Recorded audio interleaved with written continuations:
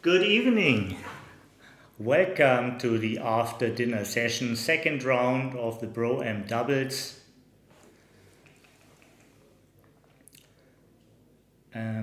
Names are reversed.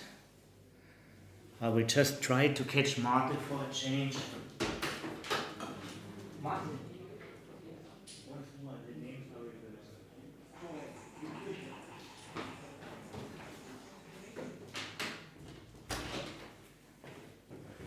So it's just the other way around that it looks. On the bottom is André Kermer and Martin von Behren, and on the top is Andreas Felter and Rainer Bürkle. Rainer became a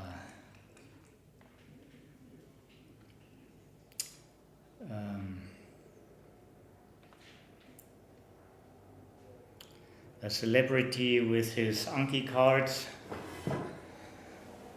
It's not an invention from him, but he's doing a great service here. Can go to his webpage or just Google Anki cards Rainer Bürkle, or try to Google Rainer's Backgammon comeback. And it's a nice tool to study positions.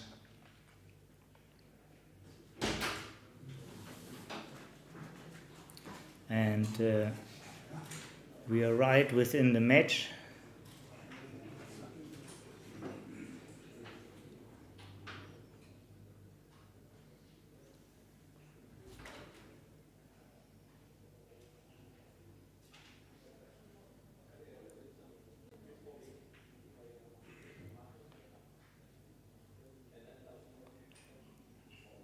Early, strong position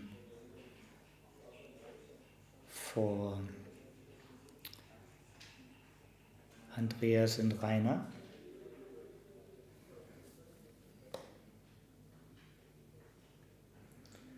As I don't want to get hit, the two duplication looks a little bit better to me, but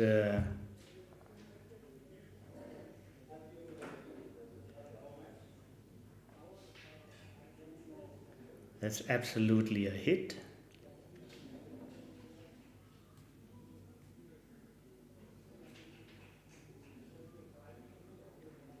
First international tournament for André Kermer. Martin van Behren had a great comeback after a long time playing just poker. He returned a year ago on regional tournaments, and this year he won the German championship in Frankfurt.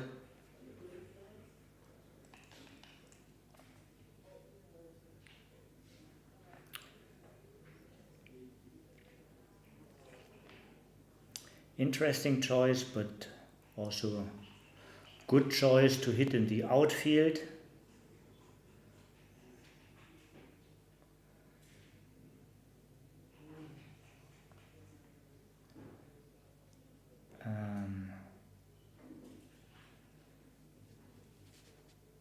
Now, of course, the second anchor only throws you back because you're getting primed. The prime is slotted.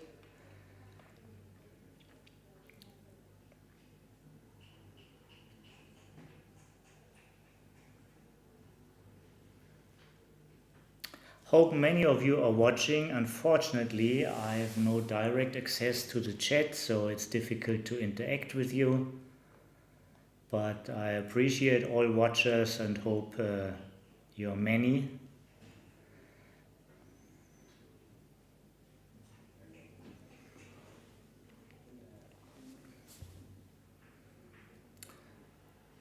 So many checkers want to be primed. First pick is making the 9 point and then bringing a spare to the 8.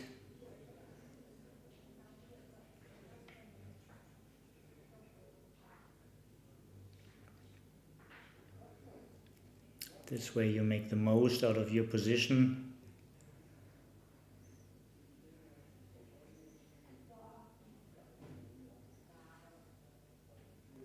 Running from the rear and covering the checker and the opponent's outfield doesn't win the game. You want to build a block and soon start slotting inner board points.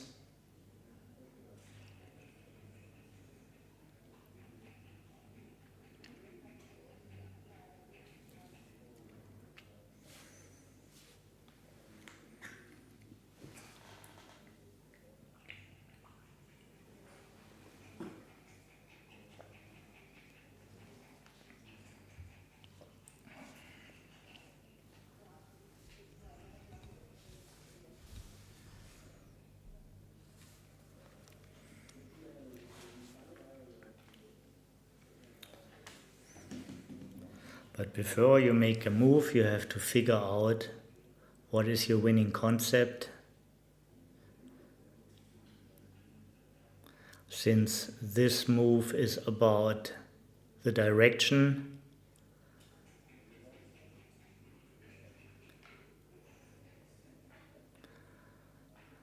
this is a duplication play.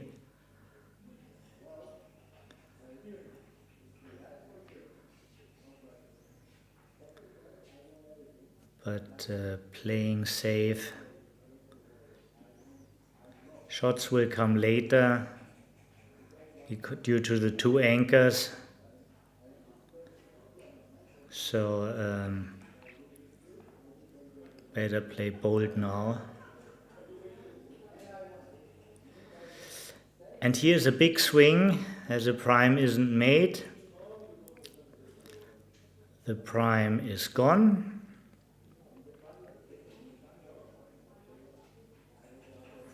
And you could just continue.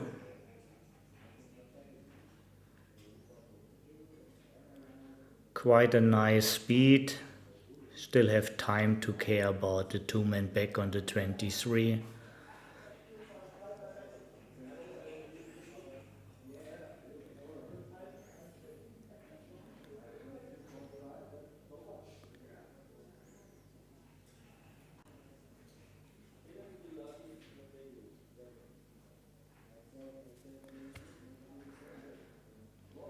Looks like they're 1 pip better after the roll.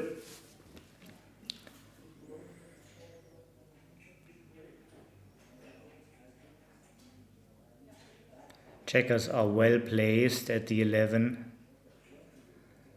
giving good field control, also function as builders for the 5-point.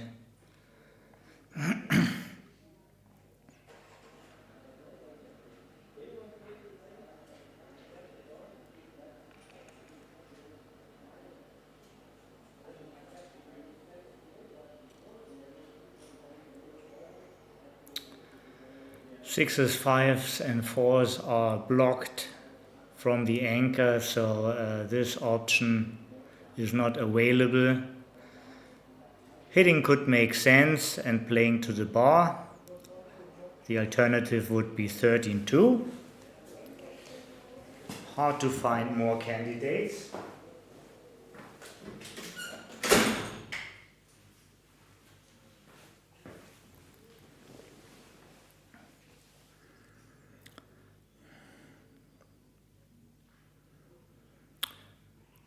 This way you don't leave any shots, but also you didn't do much for your position.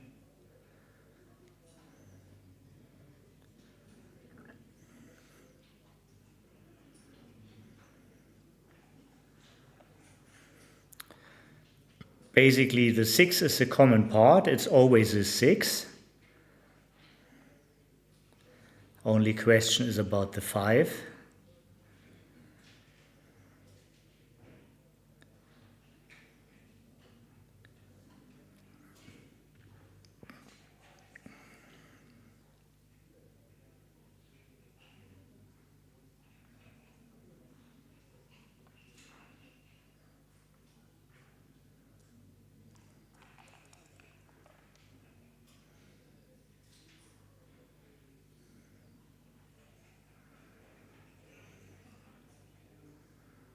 Nice number.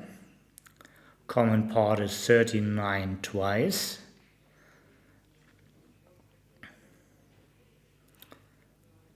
Either go for the 5-point or the 11, but this looks like the best you can do.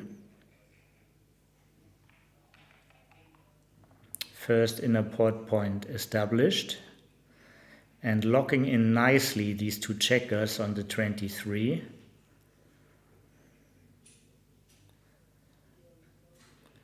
Now Rainer and Andreas really established a winning position.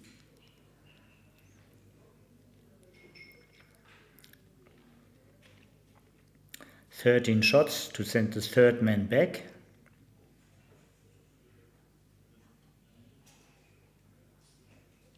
And even if they don't, not easy to play for Andre and Martin.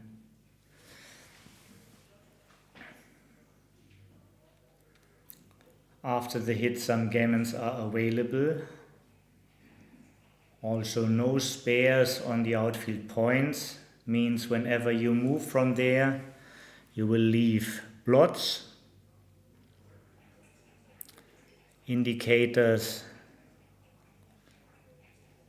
for gammons when you have a priming position and your opponent could fall apart anytime.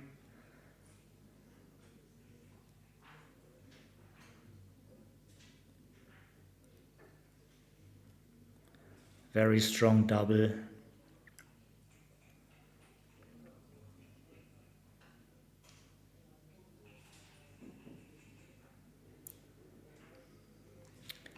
And since the opponent is on the bar and the boards have the same strength, Andreas and Martin decide to take this.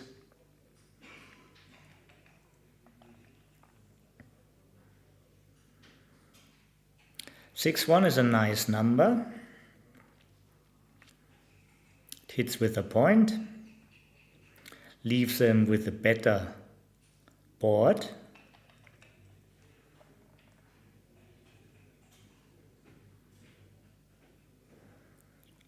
Nine dancing numbers for white, only 4 for black. This is how you measure board strength.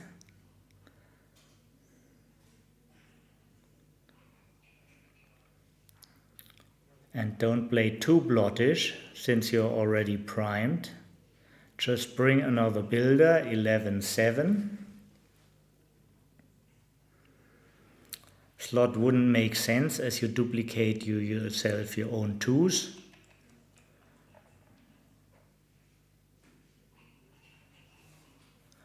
Fortunate sequence.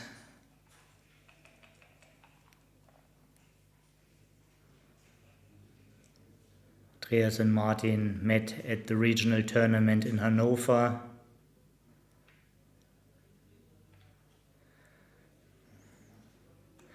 Certainly the 2 was clear.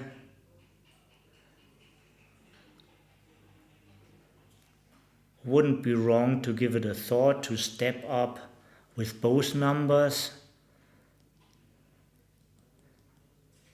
Just giving up everything on the 23 completely. And now with the threats,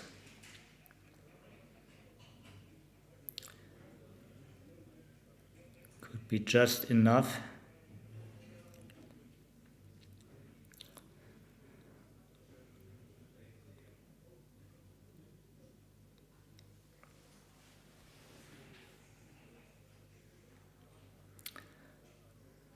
That was maybe the strength behind making the bar point with the ace instead of stepping up in case of a dance. But there's plenty of position left.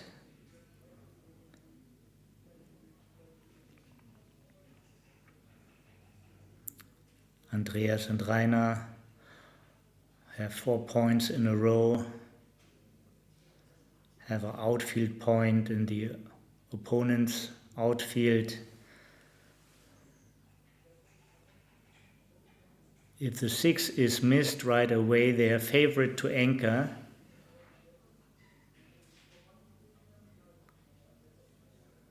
And could quickly develop a winning position.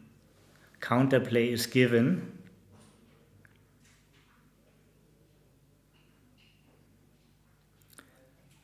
If missed and they enter, they can also win active gammons themselves.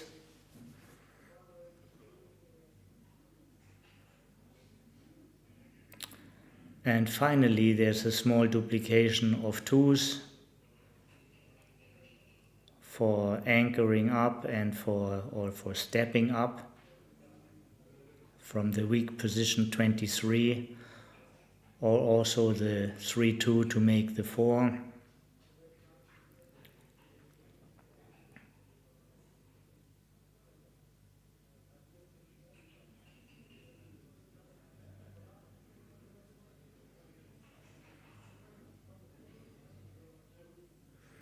And even if they're hit, if they get hit right away with a 6 or a 5-1,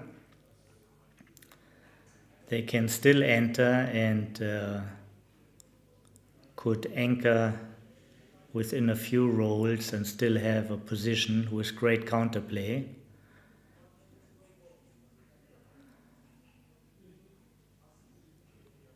So after seeing all these aspects,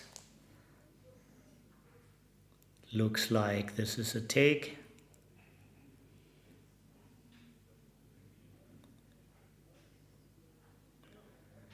Rainer introduced me to Andreas Folter as a former talented Go player.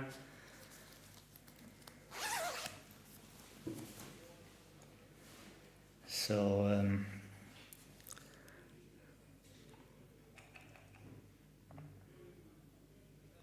very rational man. 5-2 is a great number. It's not perfect, but the 2s don't grow on trees.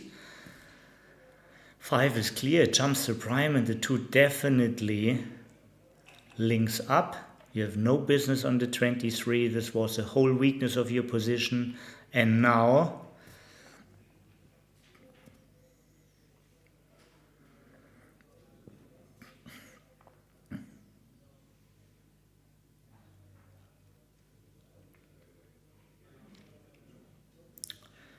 2-4.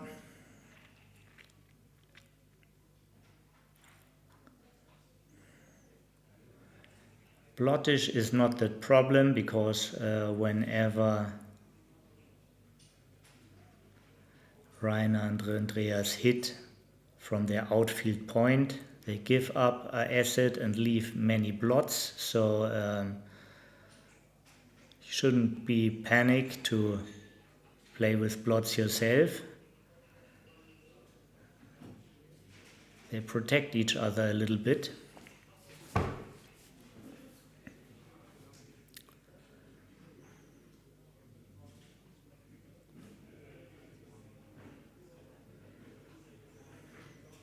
Playing 13-7 would be a duplication of 6. Playing both down from the 13 would be a duplication of 6s and aces.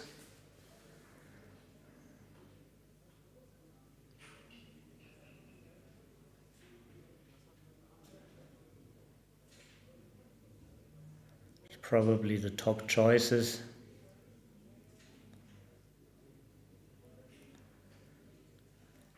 I would say 2 down is the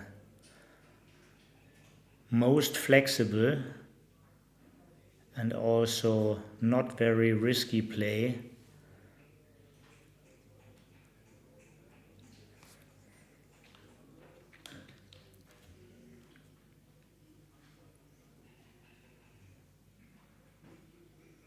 We're in the middle of game 1 and a third of the time is almost gone for Rainer and Andreas. And this is questionable, as the bar point can really turn into a big acid as if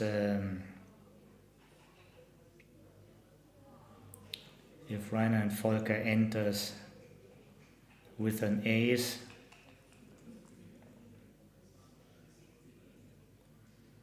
Martin and Andre are really happy to have the bar.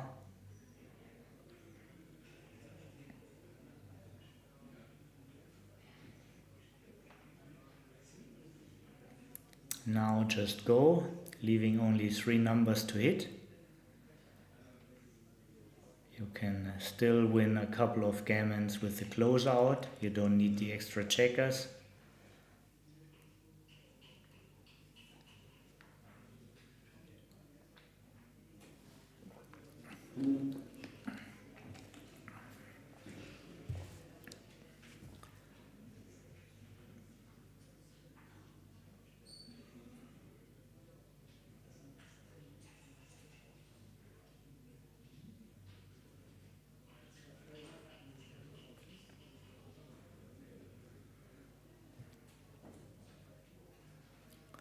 No alternative to this one.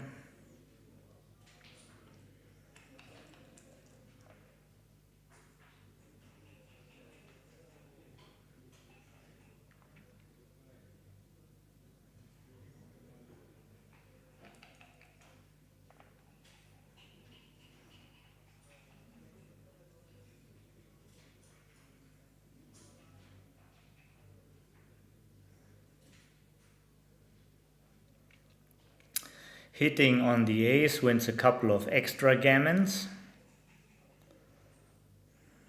Could be a fast way to bring the position home.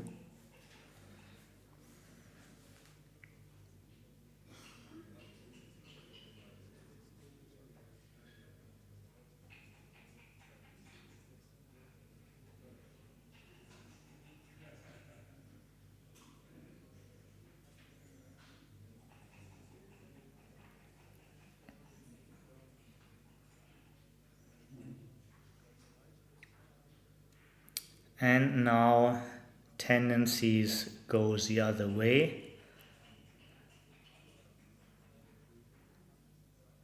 Andreas and Rainer will get a better board, roll by roll, and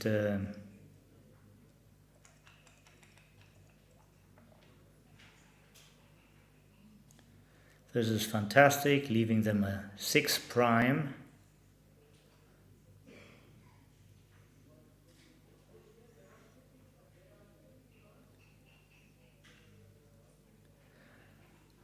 What is clear is this is the third one, and now there's of course this option to step up. Could make sense to see the outfield better. Also, you're getting fewer times pointed on.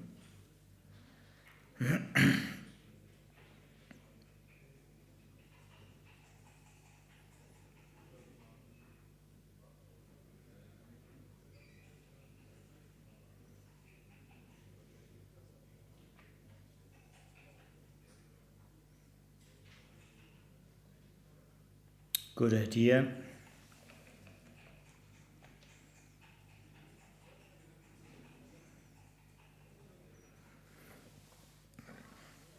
It's not beautiful, but winning to pick and pass. And whatever wins has its own beauty.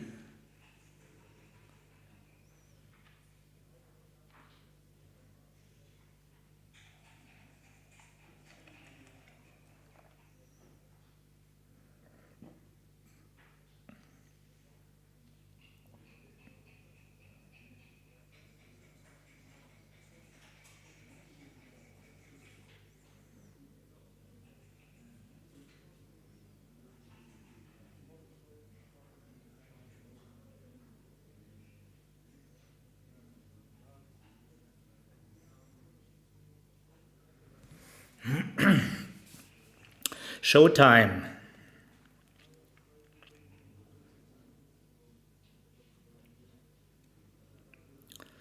Showtime. So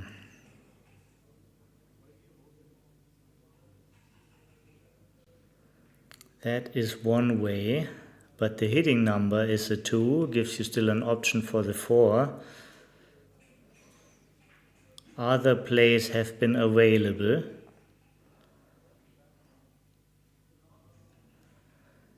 Now you just have to play safe, maybe. Still not clear. 13-5. 13 hits right now, but still leaves you with a position. If you give up the 6 point, entering means also trouble, but maybe now is the time to play safe.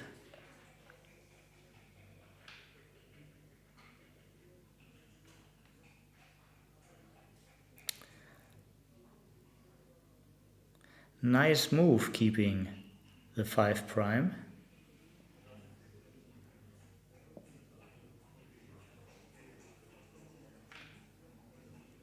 5 prime is more scary than the blots.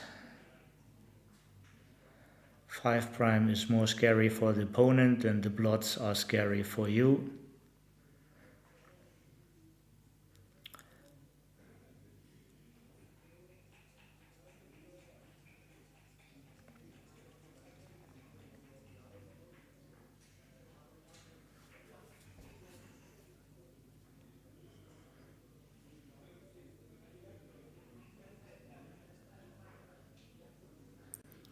Right now board strength is the same.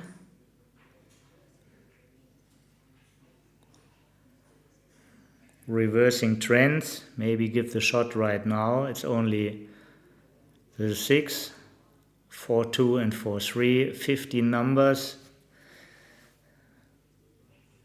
Most often you like to volunteer with less, but this is really about reversing trends and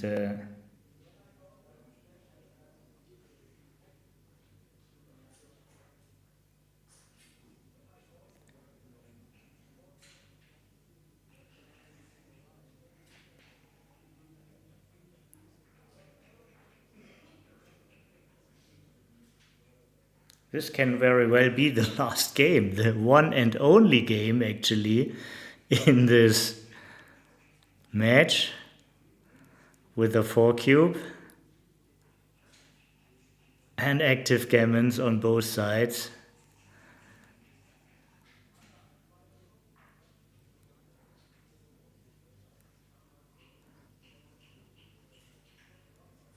And we get the action.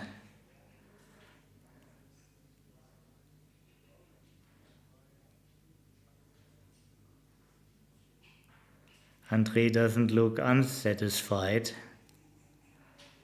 with this move.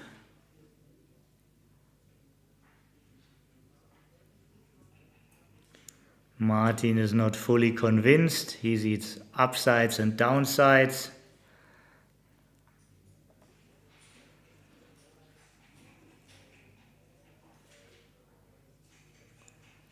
But looks like your position weakens and weakens from roll to roll. Right now you still have the same board size. You turned the cube already.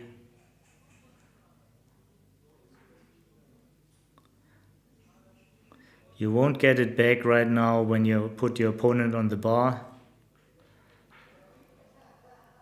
Of course, this way you also don't get it back, but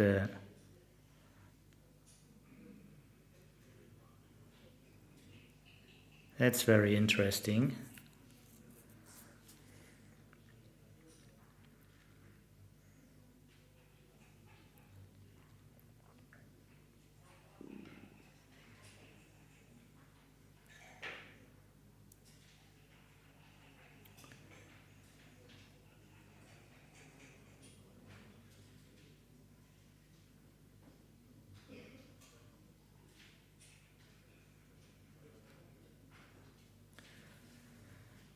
You look for contact, but the race is not terribly bad because the opponent's wastage is tremendous. Your position appears a little bit stronger than the pips indicate.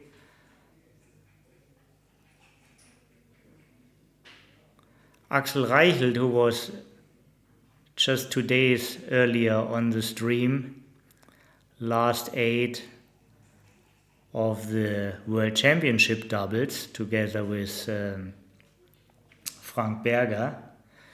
He developed a very well-known count used by most world-class players. I know the count under his name, Reichelt count, but now the name is Eyesight. And Frank also wrote a computer program to practice this.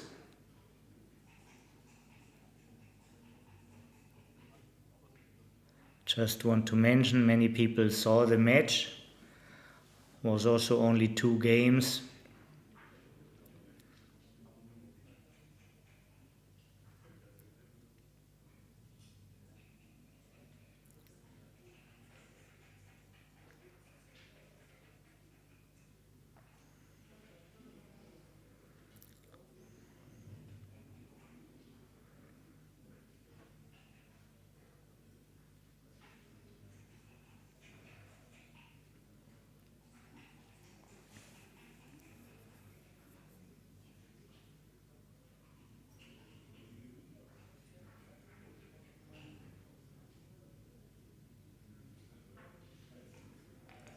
Lots of contact like this and still good for the race. Now the time has come.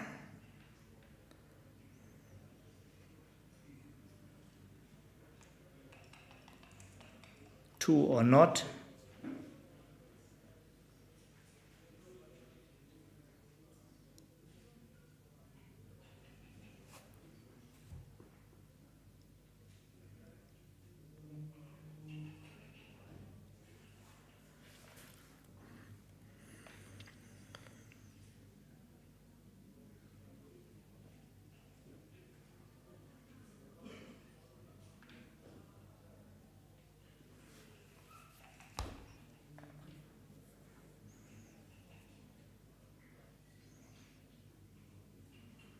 Eight to 5. This is not the right technique. So now you have a bad number extra. It's 4-1 if you move like this. You don't want to do this. The spare on the 5 instead of the 4 would give you 2 more rolls without blotting, like 1-4 and 4-1. That was safe in any way.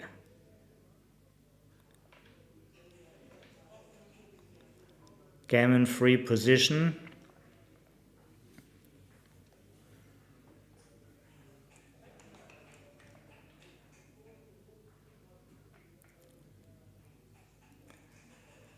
Leaving Andre and Martin as giant favorites.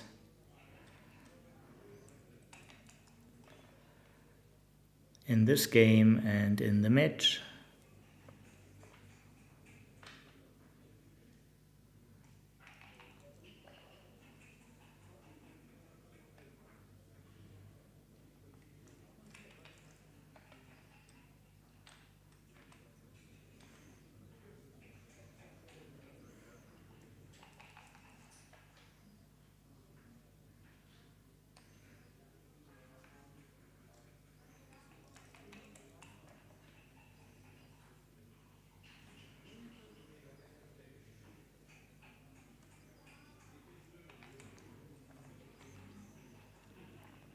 And that's it. No theoretical chance left for Rainer and Andreas.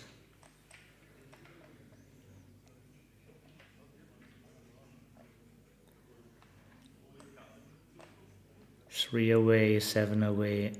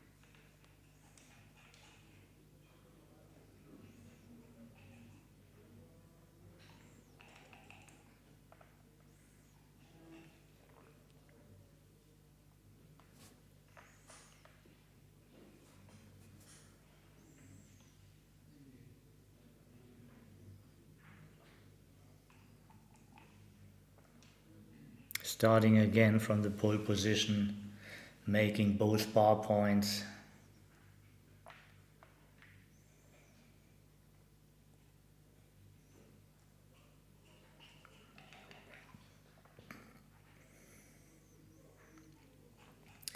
And now running all the way.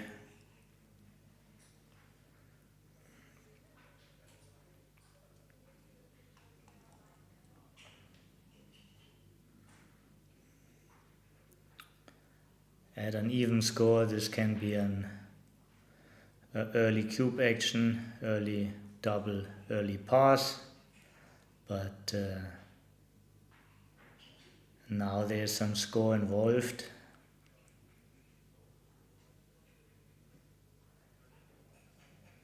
Rainer and Andreas need an opportunity to give an 4 cube.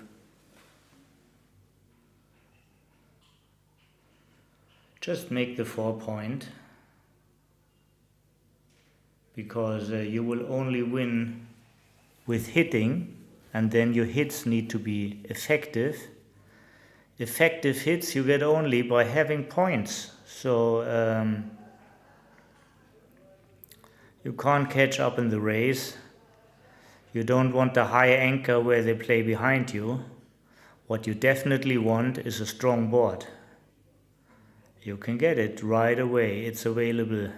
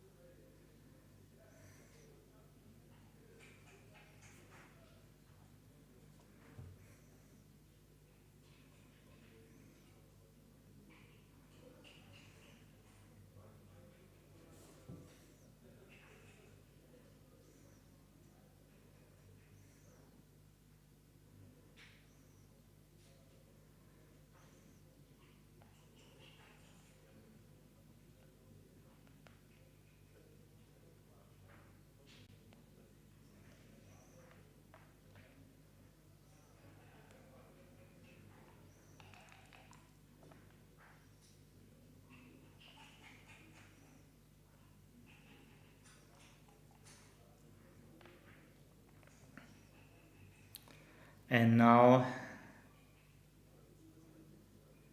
even the score doesn't spare Rainer and Andreas from being doubled. Such a strong sequence. After double six and double four, also 3-1.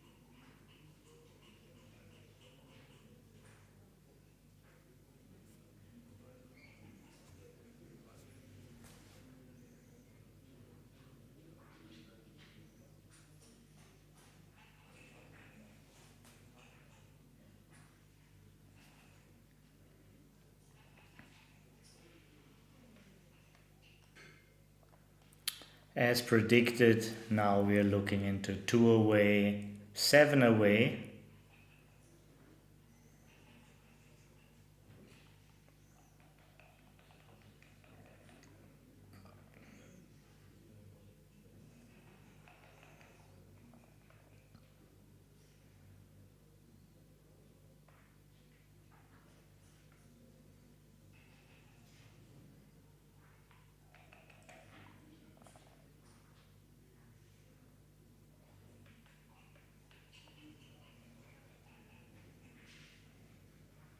And only the finger from Martin van Beeren. Standard response usually is to split after hit with a 6.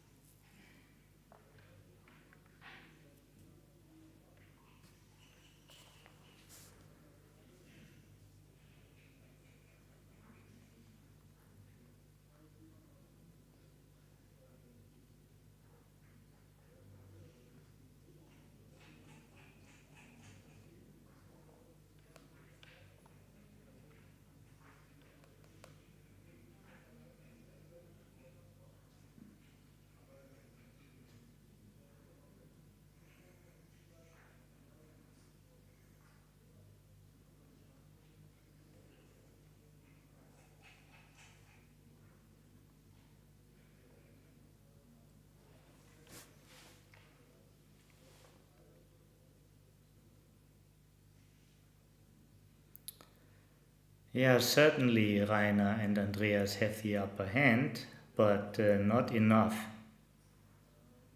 to threaten them really. Far away from a winning sequence.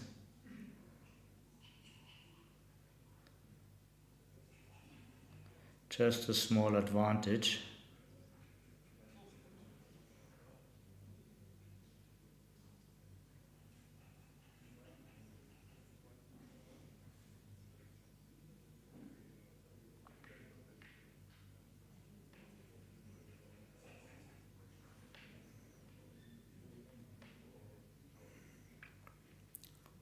This for sure takes half a roll away.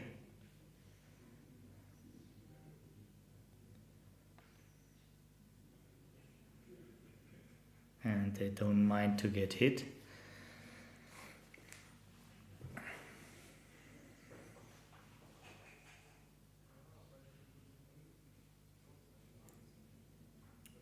Just a McGrill split variation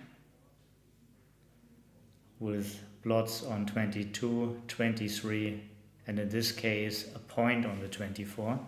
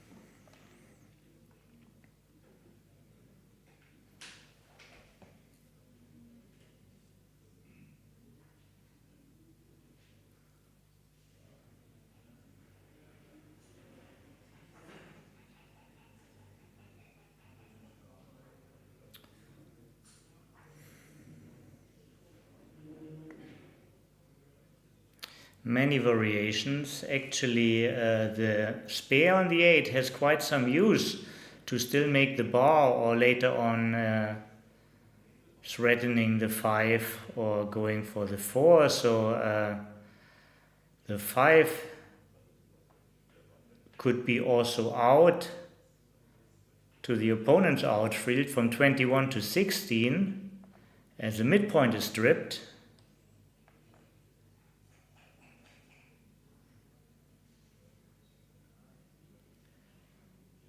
And this could be a great momentum for Martin and Andre. Just making the 4. These 4 dancing numbers would start an amazing sequence for them with all these plots. They could turn this into a quick forward game.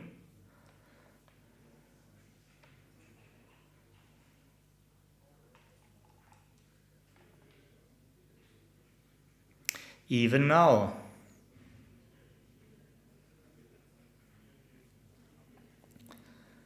Gotta save something. Best save is 14-13.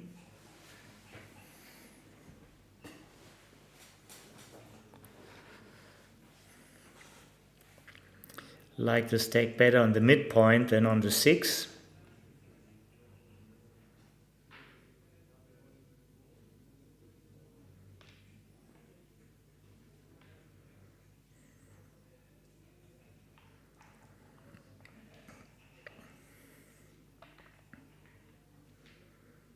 And the hitting continues.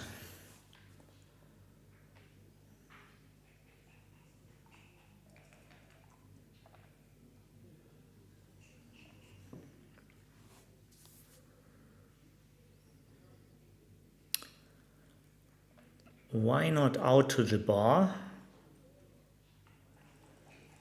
5 point feels like a very strong point. It feels a little bit careless.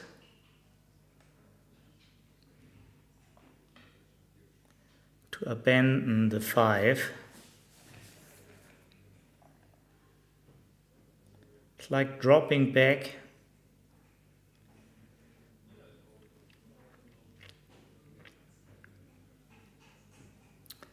This is not matching the needs of their score, nor the position.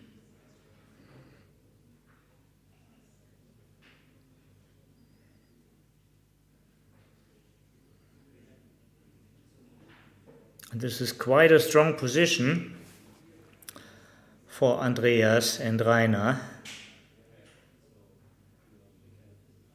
And they definitely want to sell this cube.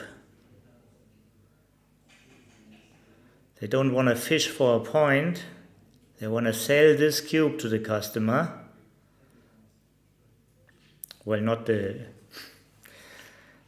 just talking in financial terms, not saying the opponents are customers, but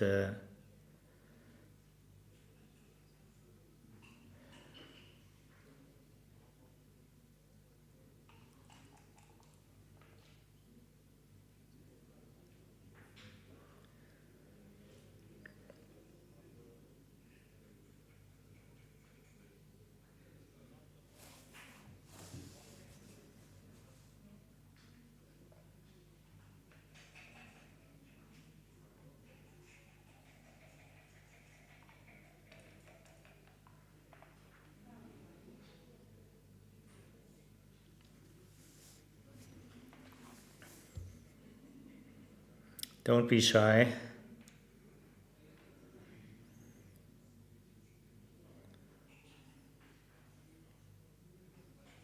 As long as possible, you want to play this game forward.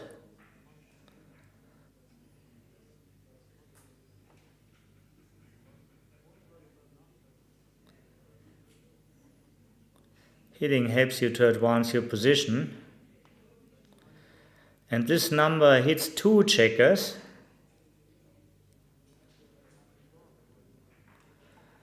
But preserving the mid sure has some value too.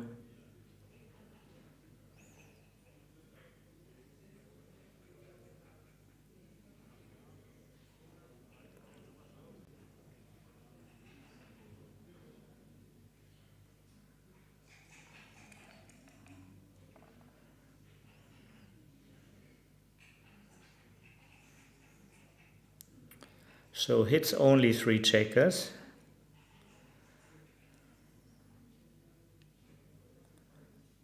Let's see what they're gonna do here. They were a little bit blot shy before.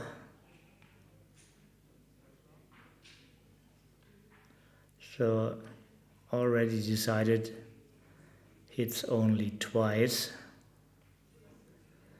But you could bring yourself a valuable builder down for the 5 point, since there are 2 checkers on the bar.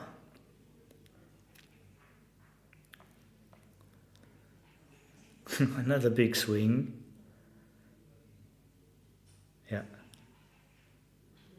They just have to do that. Too many blots around. Gammons are needed. There's no trick, just hit.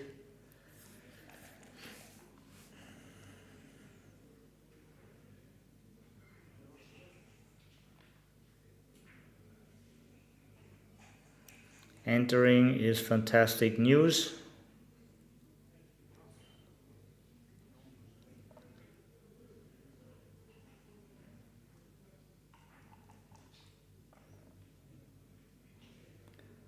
Better defensive point. This is a hitting number if you want it.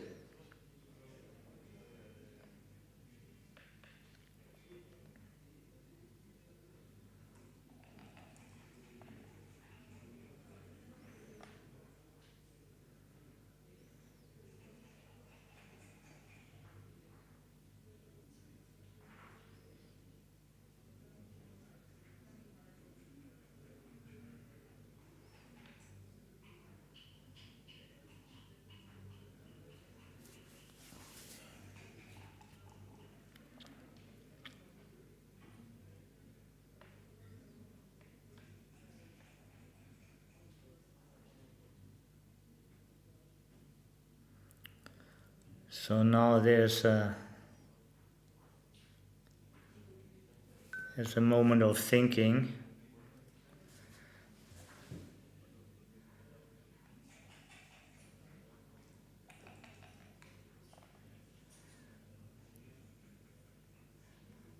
Not easy to understand the whole complexity of this position.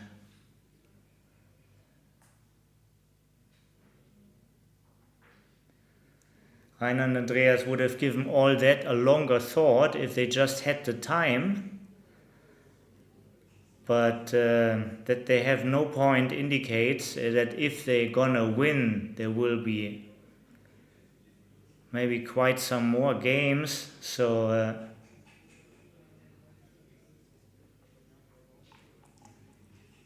don't want to spend all your time bank on one position, but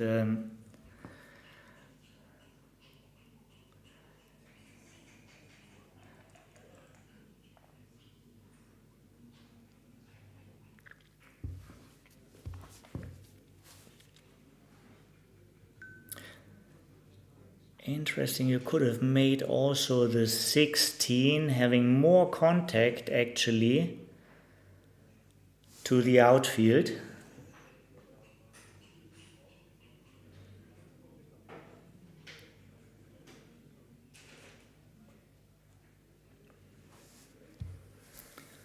None of these moves are easy.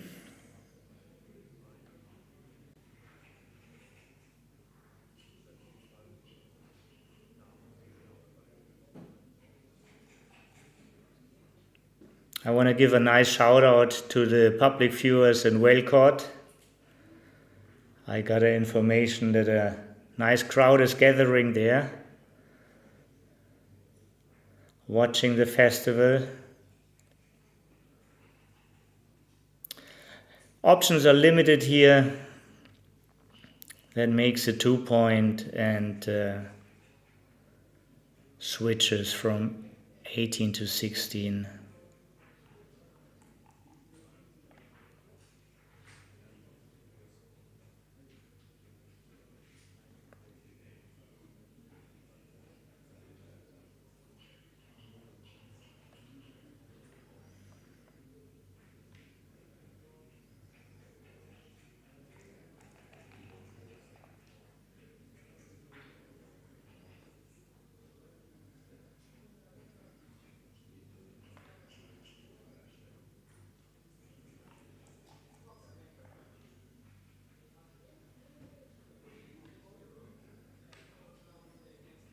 (11-8) positions the spare better.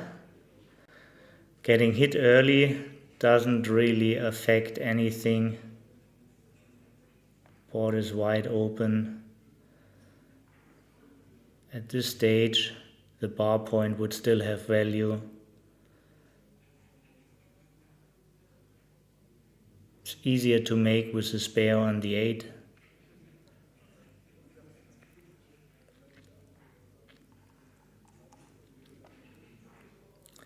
Without awareness of the position, it's very hard to find the right moves or the most winning moves. Every move has equity, some more and some less.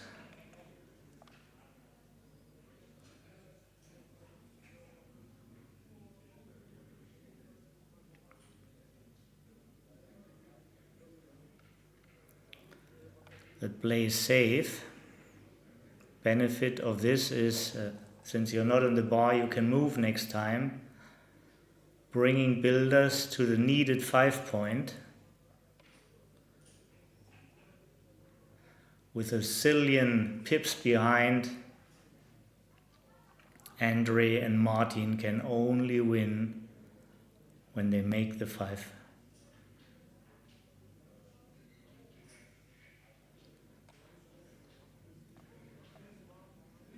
It is a nice point. Not many numbers leave shots though. That's one of them. This is a blotting number.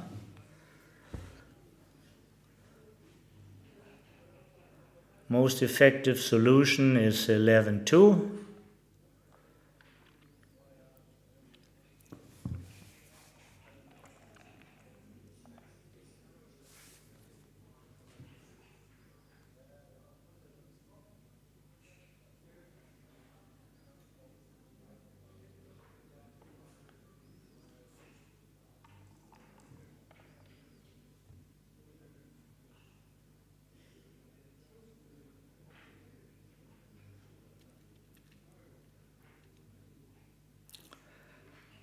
That's a good idea.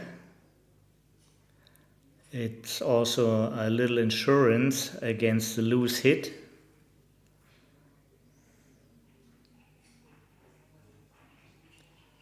Martin and Andre now are forced from the high anchor.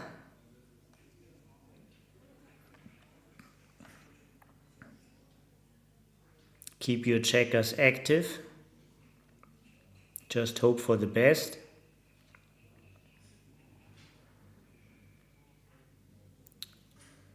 Don't be on self-destruction mode. That's a good move, yeah. Everything is in place.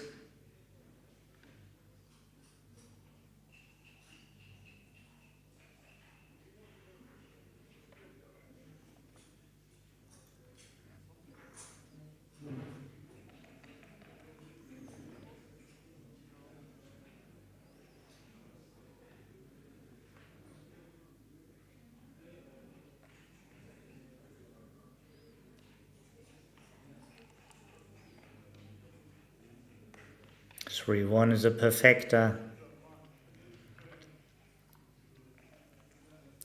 Only one blotting number, and this is this one, but for the opponent. But since Martin and Andrew rolled it, they weakened their counterplay.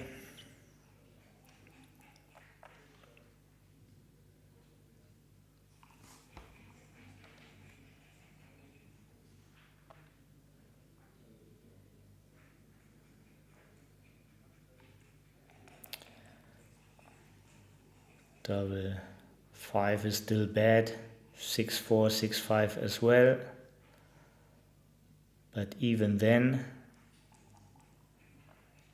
Martin and Andre are already crushing.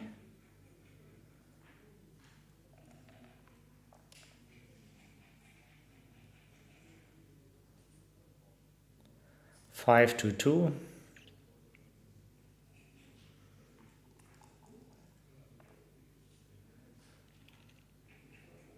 Super save. No fight for the gammon. Yeah, you see.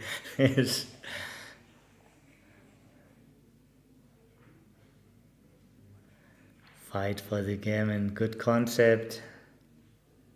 Against the crushed board. And with this score,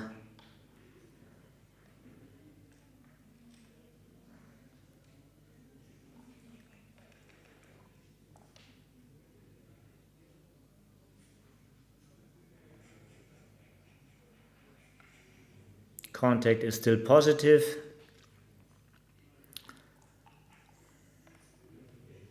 So they stay back.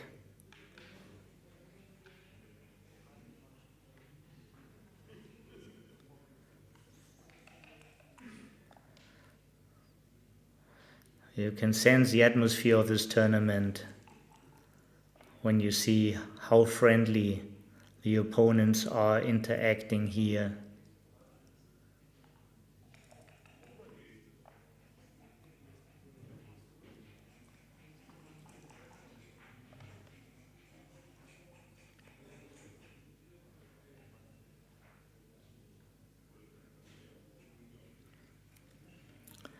Keep the position compact and smooth.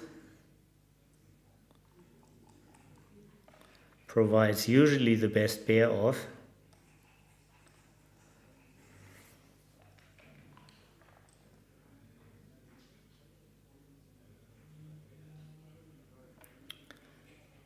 Best crossed over is to the 12, but all this is microscopic.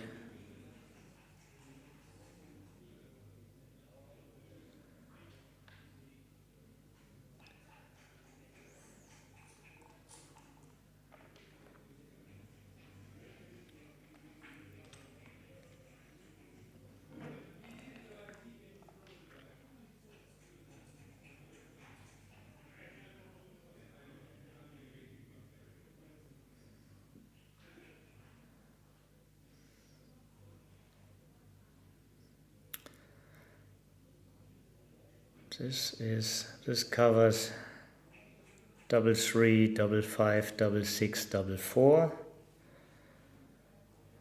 I don't see what's wrong here. Must be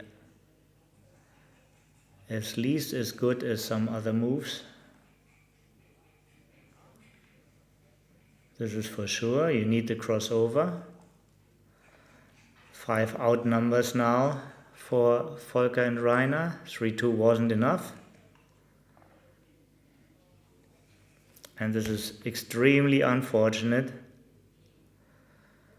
Also only 5 missing numbers for Andre and Martin. But they roll it, and now we see a 3-point match with the score 2 away, 3 away.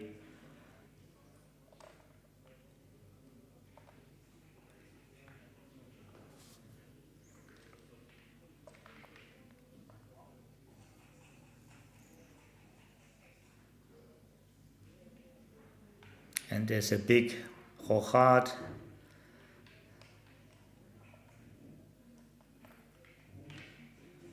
Changes on both sides. It feels like the pro connects now with the dice for the reason to execute the moves a little bit faster. Small time shortage. But always be aware the most important time is the delay time.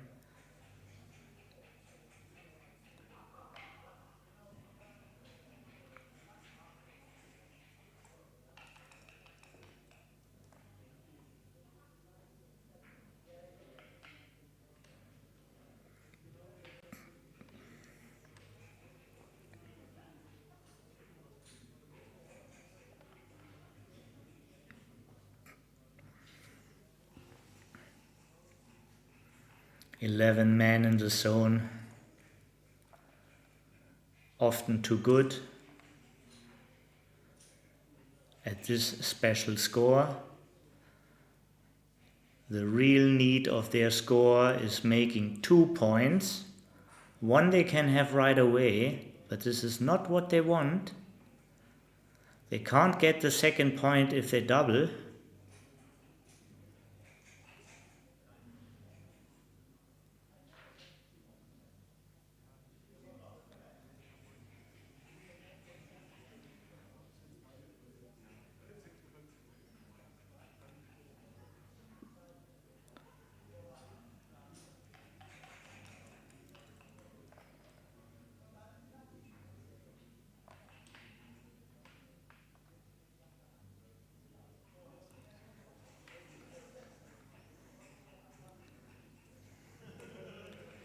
Big swing on the next 4.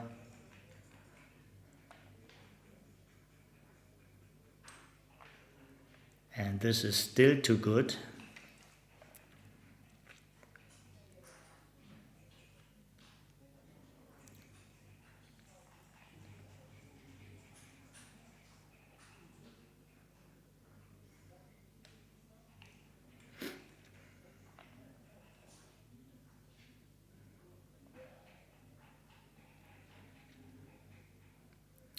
And of course, nothing changed in the cube action.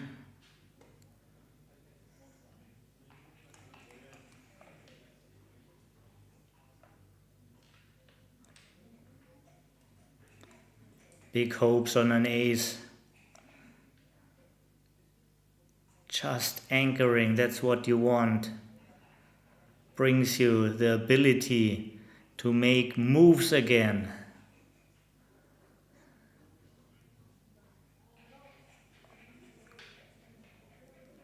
This is a gammon play.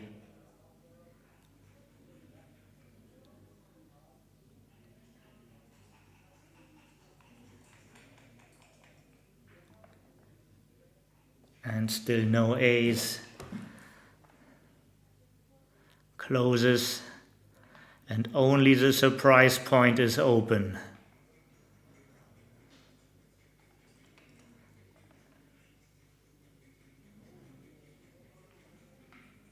Ducks are needed.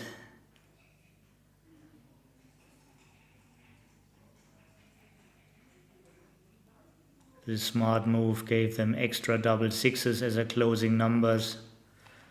So 4 closing numbers right now, double 3, double 6, 6, 3. Now also all the 5s are active.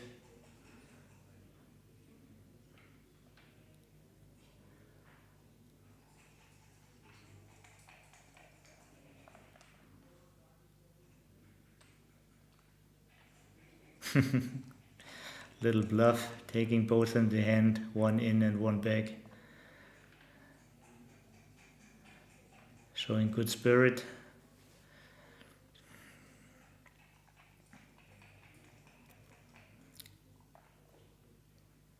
No 2. Now they're completely in the hands of their opponents.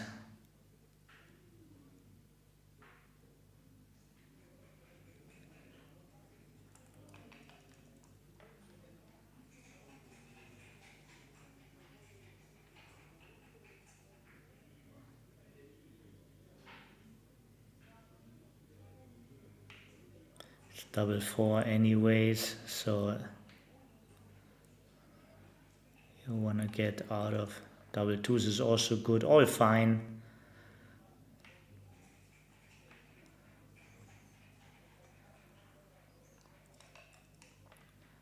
Equity best move. Turn around, everything smooth. No shot with double 6, double 5.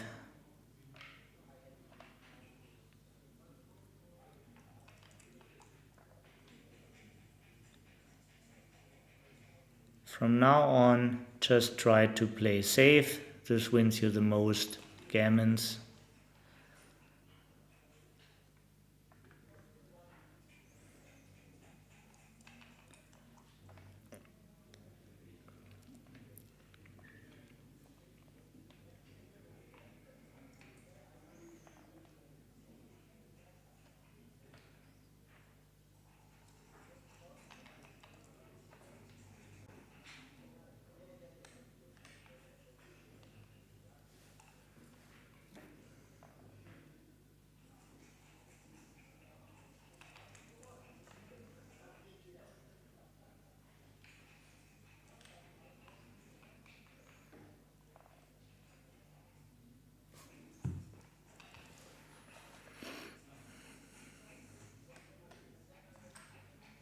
And maybe a chance comes up. This is equity up, this dance.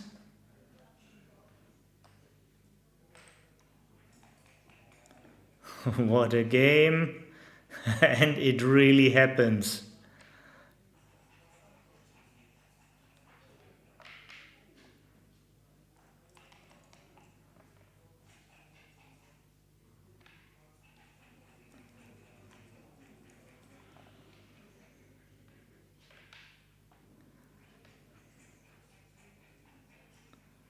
If you hit, for sure you bring a checker down.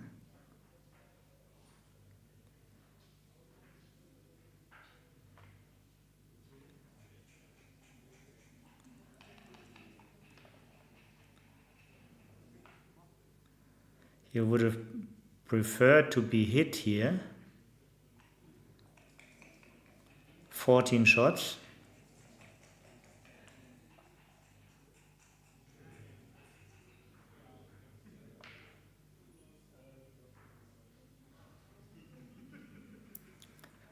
So they also had to think about the BG, like double 3 and small number in. Would have really hurt them. This is of course the top priority at that score. Having the opponent's rear way, you want to save the BG, so that was right to go out.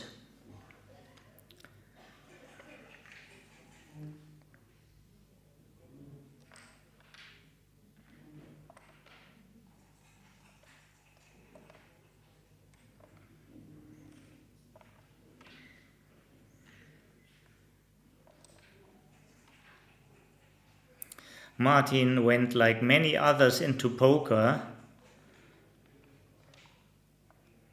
beginning of 2000 and just recently came back to his first love, backgammon. So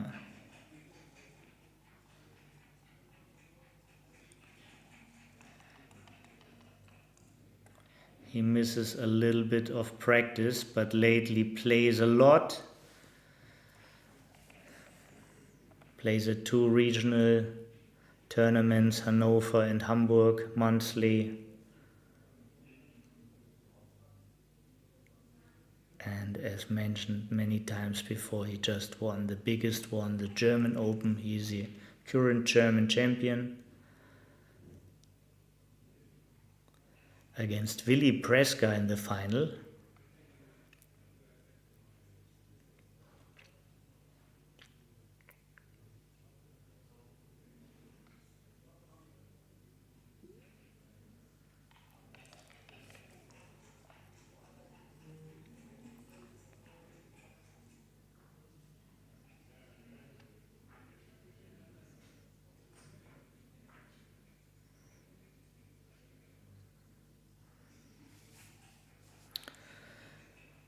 So being 2 away, what increases the gammon wins? Probably an infield point.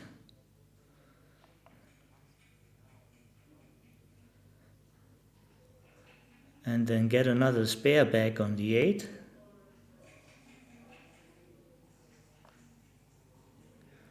Good choice.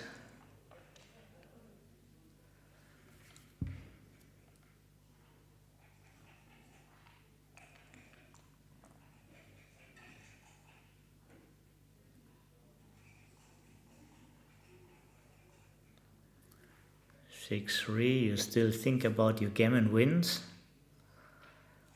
By running you don't do anything for them, so this is another good choice.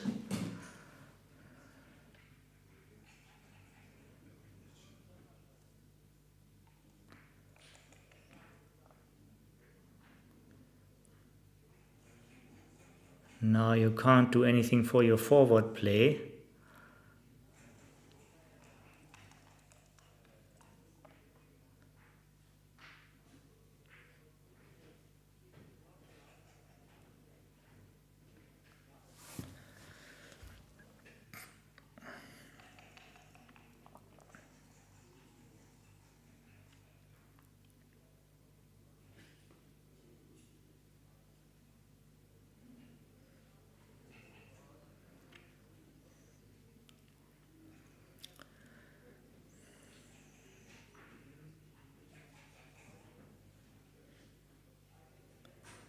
Ten up before the roll. 16 afterwards.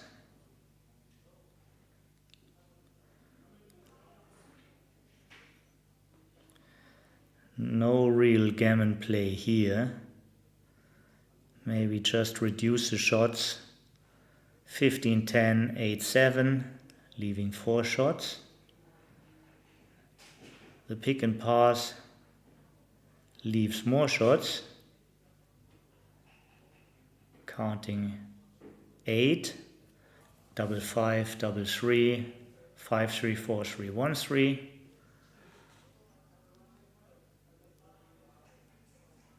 And of course 3, 5, 3, 4 and 3, 1. So this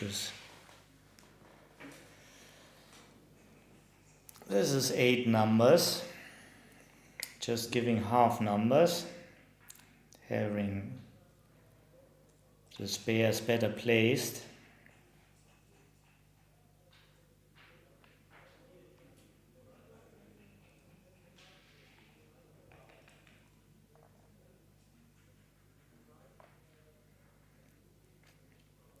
Nine numbers we're hitting back.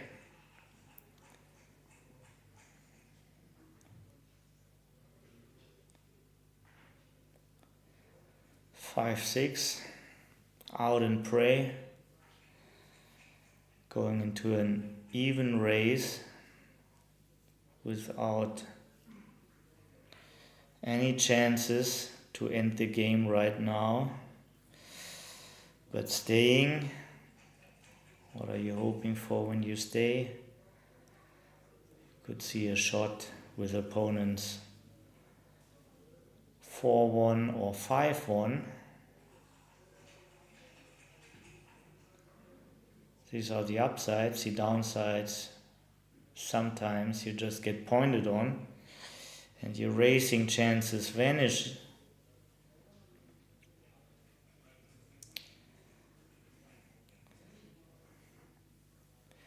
This is a choice of the lesser evil.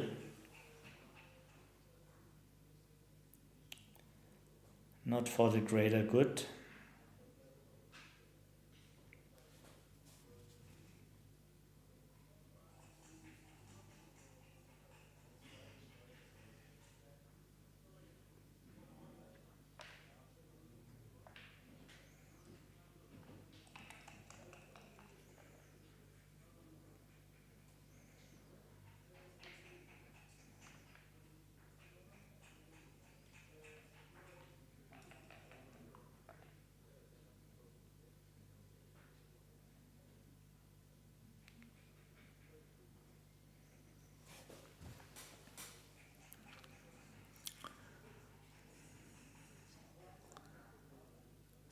Just go or you've been walked over.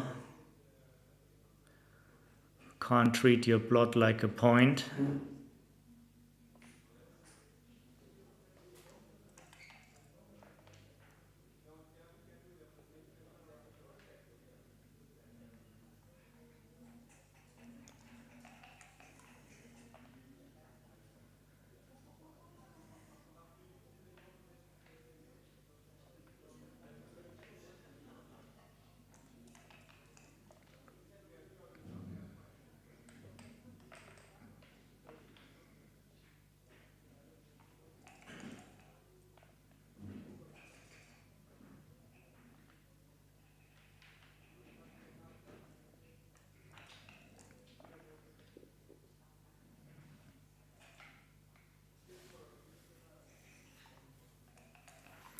Three up for Andre and Martin, but all this is yesterday's paper. They just rolled the best in the race.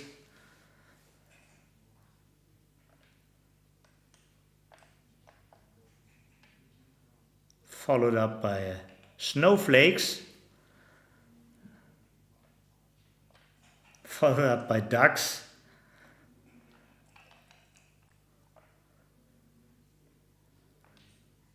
Followed up by 6-2.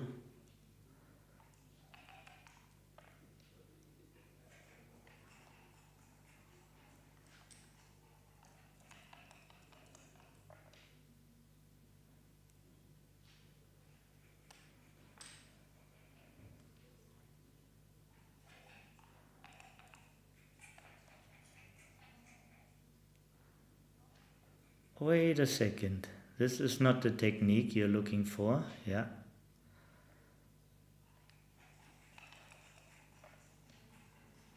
It does matter.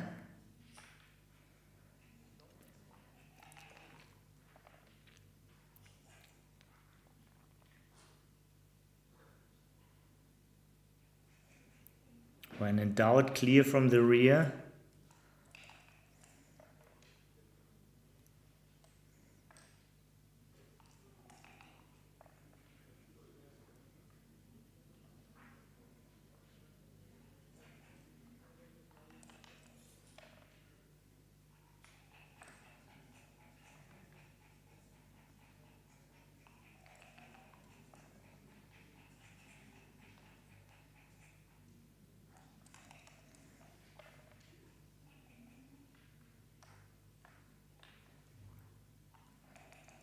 And we're on the way towards DMP. If there's no big number coming out of the cup with Rainer, pretty small, but the dream is still alive.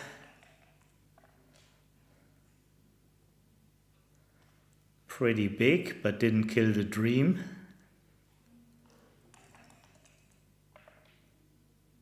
And the two already spoiled. It continues. Last game of the match. Both have a nearly even time bank.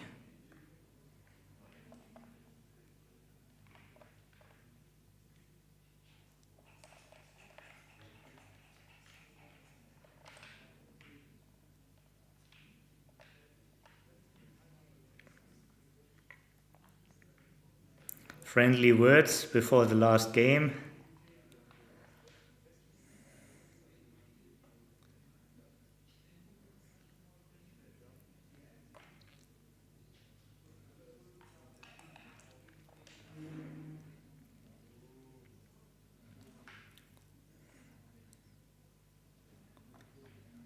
And this is a blitz move. At DMP, there are a couple of double fives where you just don't hit. Keeps your position more active when the opponent comes in.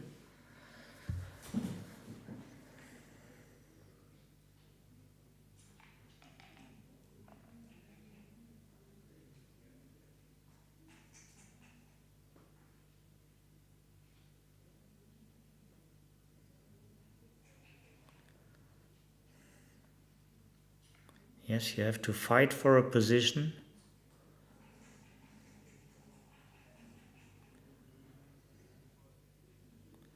This cuts contact to the faster opponent. Of course, there is still contact, but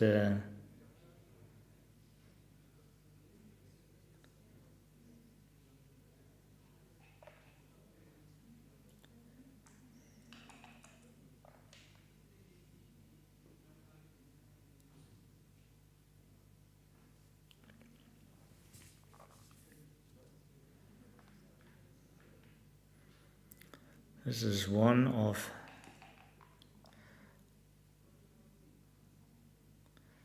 choice. Other choices where there are two, here is no choice.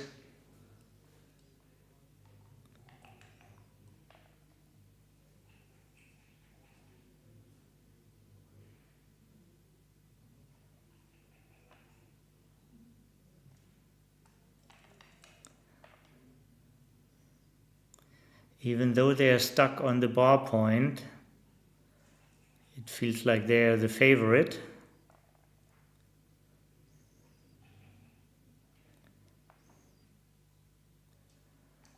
And many fives will leave now, but only if you roll them.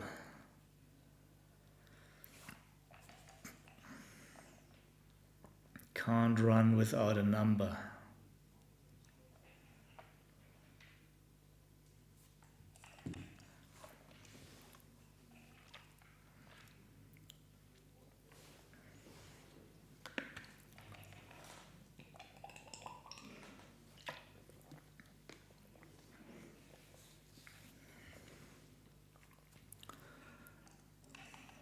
This cuts even further contact.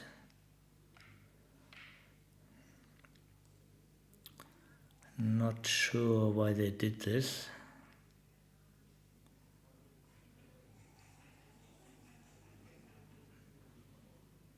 Get yourself some points.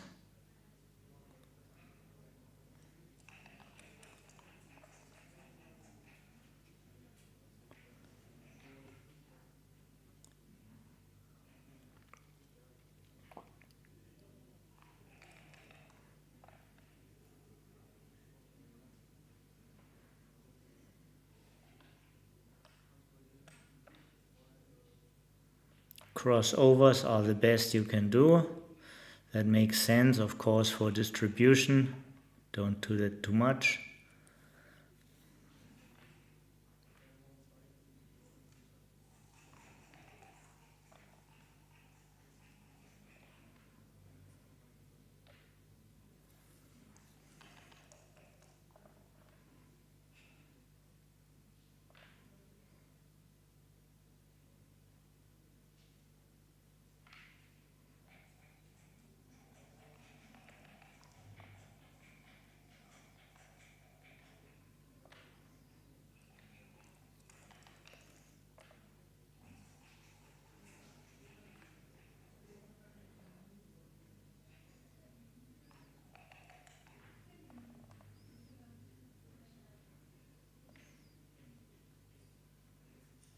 That's good.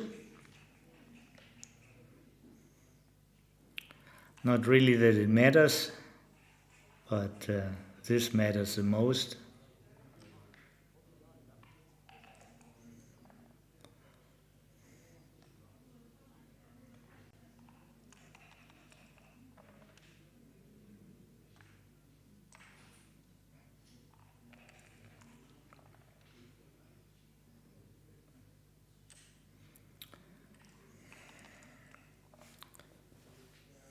And only theoretical chances left.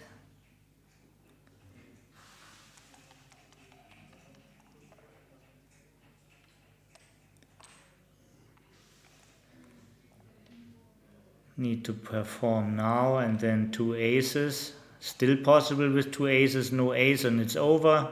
This is the win. That was quite a strong comeback.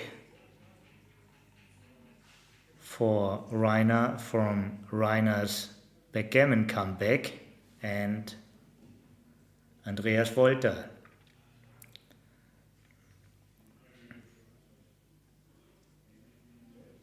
But always nice to see Martin, and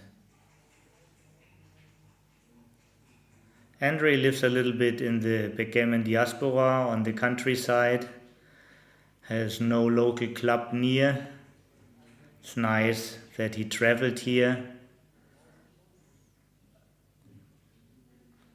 I always have great respect for the people who have no club near and have really a hard time, but still stay with the game. Thank you everybody for watching. There will be another match. There will be the Pro-Am Doubles Round 3. And it will start soon when the other matches are finished. And hope to see you soon again, or just stay tuned and wait till there's volume here again, or you see the screen turning. Any moment we continue. Thank you all.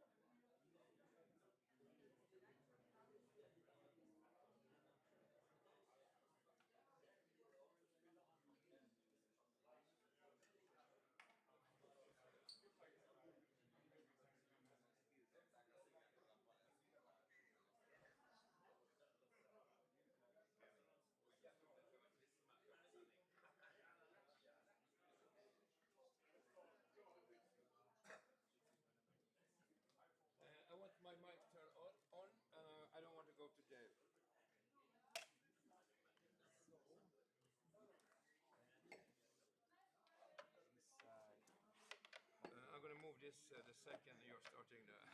No, sure. It's just, it has to be like this way. That's my I only. just want to say, I told the arranger of this tournament that I'm drunk. He still wants me on stream.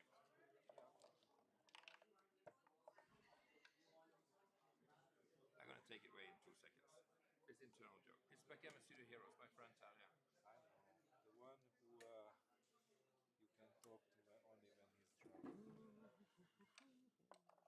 Right? Hmm? The one you can only talk to when he's drunk. No, I can talk to him when it's over, but yes, that's true. Okay. The other things are provided.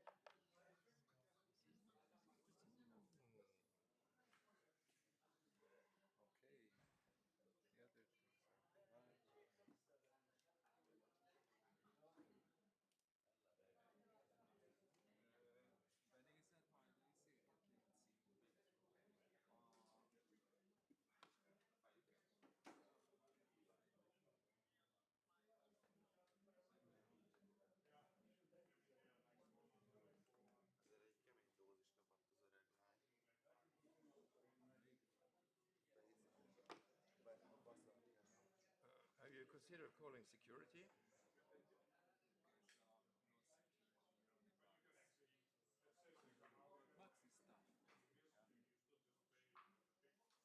Skål då.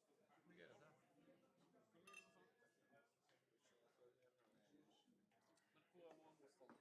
huh?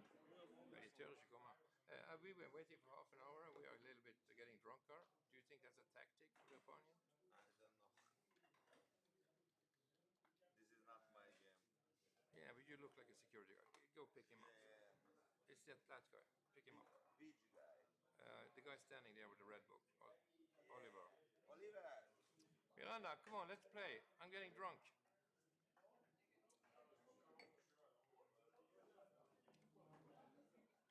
But is the stream on? I'm not taking that away before we have 2 seconds for the commercial.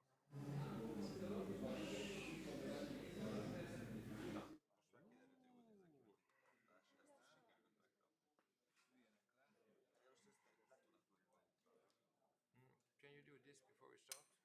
Yeah. Thank you.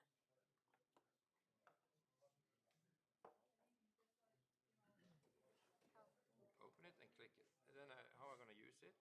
When there's a change in music in the video, you just click it and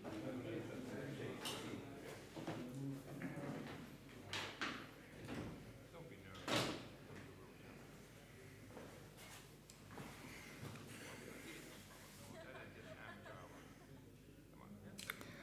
And good evening, everybody, again. Last match, Pro-Am doubles.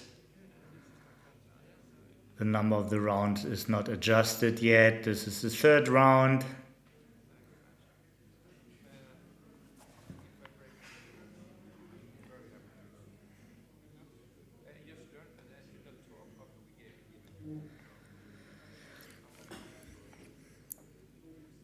And these are known faces. On the bottom we have a Norwegian team moving the black checkers. Tom Johannessen, who provided already nice pictures from his drone flights for the Swedish Open, and Jostein Flod. And on top we have the giant Oliver Squire and Miranda Moulton, who came very far in the Swedish Open.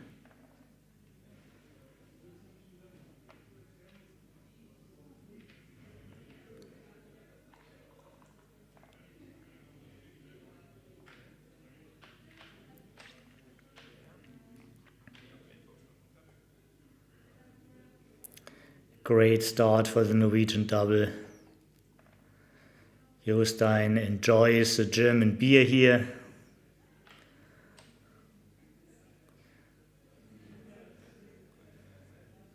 Way cheaper than back home.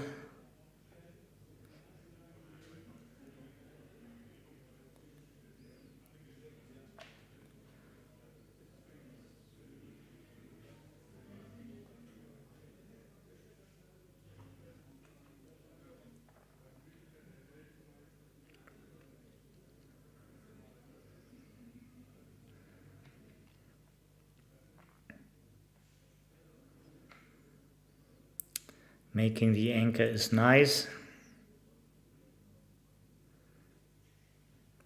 Remaining question is how to handle the 5. This is less than half the shots.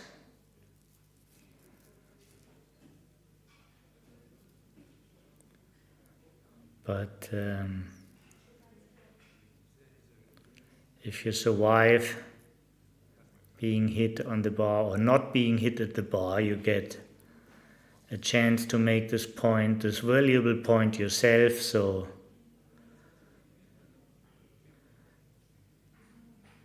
often you want to keep a point slotted you also want to make.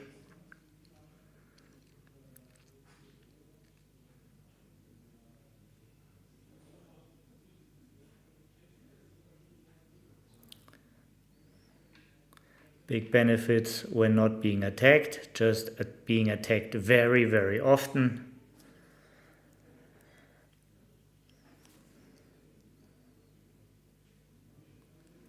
High reward, high risk, but of course not a winning reward.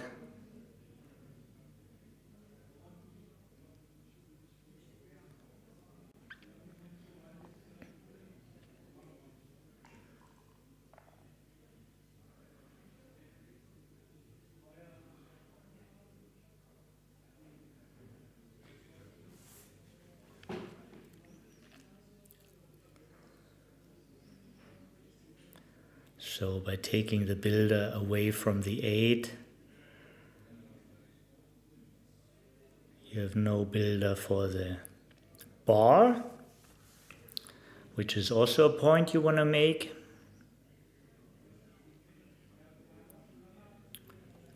Linking the 8 to the 6. This way you can only take real use of the builders when the English team leaves their anchor.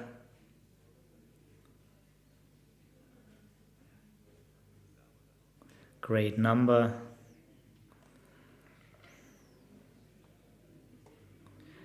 Taking outfield control.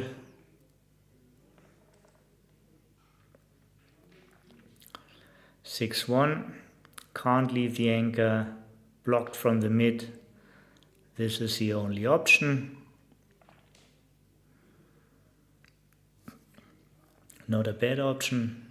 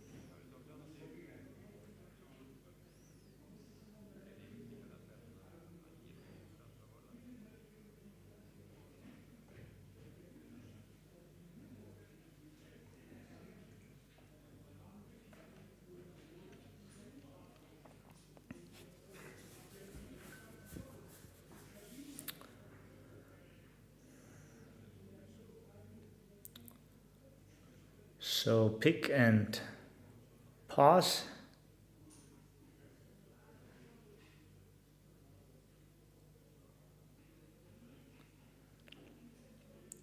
Just for the lack of a better thing.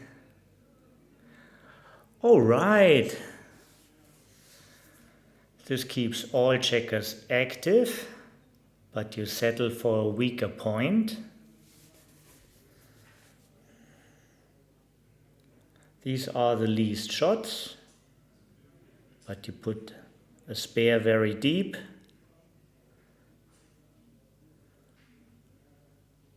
This is to measure in effects.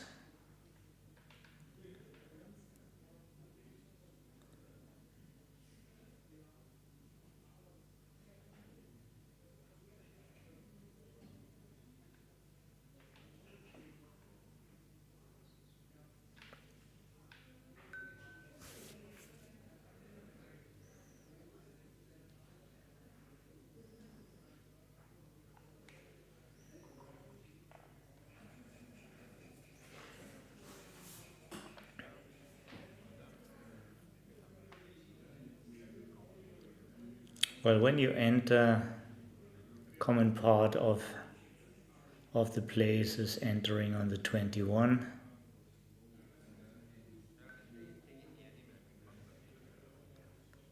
But this way, it's a more forward game. 4-1 is a huge downside. It's not happening often, but you need strong upsides to justify this.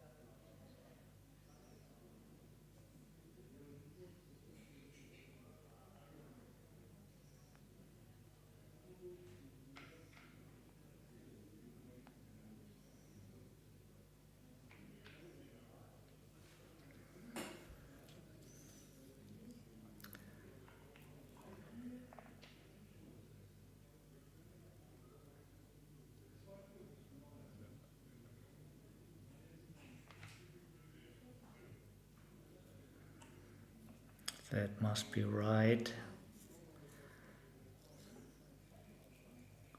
Gives you a chance to enhance your prime. This is a winning concept. Now you got aces from the bar.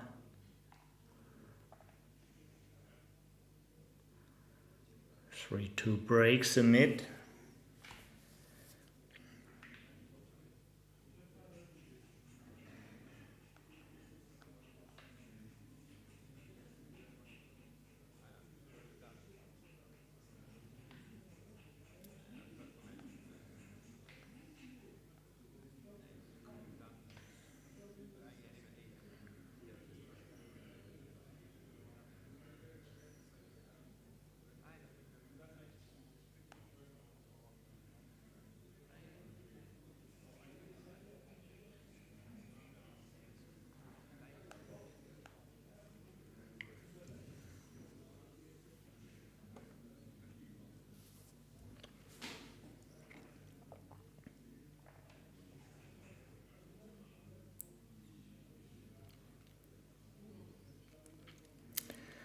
This is not what the doctor prescribed. No hit. Well, it is a hit actually, but not a safe number. Not one of the ones you were rooting for. Hit might be a solution where you give your opponent at least bad numbers. Okay, this is a small spectrum, fours are duplicated. It's always a possible solution to reduce your opponent's spectrum of winning rolls by duplication.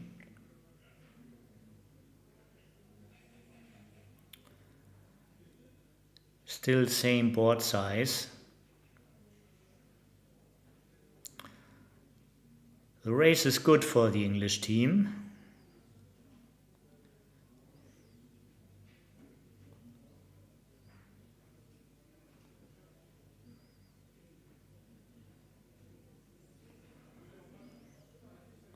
There's only one real killer, which is double four.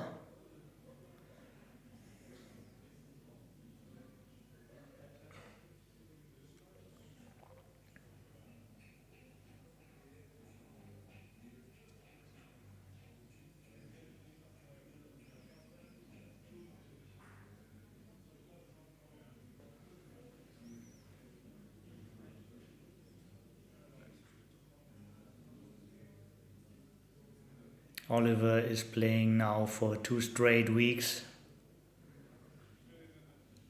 Swedish Open, Aachen Festival. Every day a couple of hours.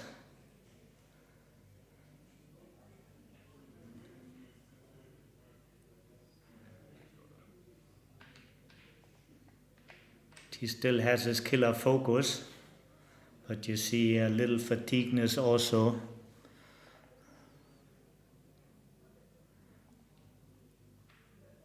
That's nice because it saves a blot. Of course, hitting would have been better.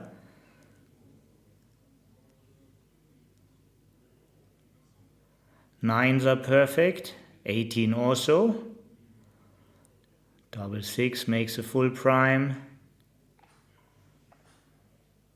The nines make a full prime.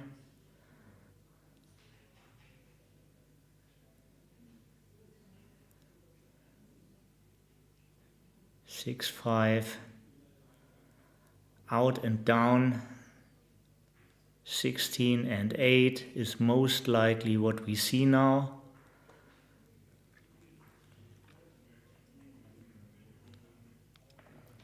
This move does the most for the Norwegian team.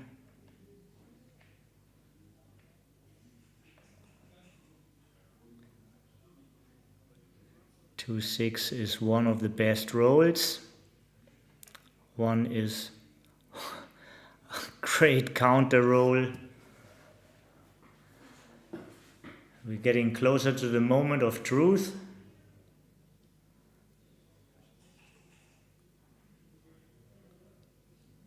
Danger is reduced somehow because of the stripped midpoint. Fours and sixes are duplicated, so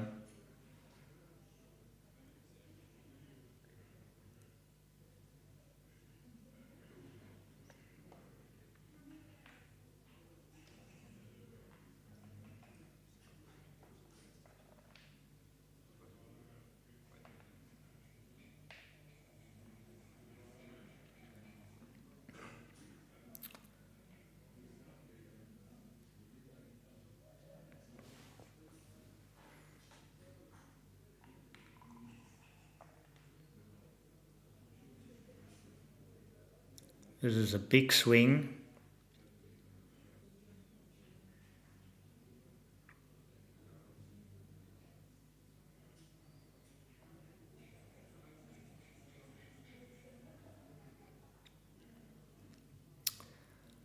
They wanted to keep the bar for insurance, but does the insurance cover this case?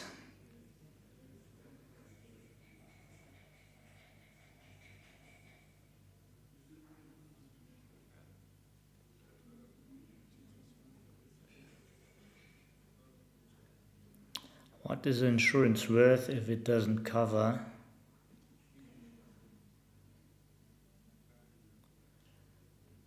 If it doesn't insure you?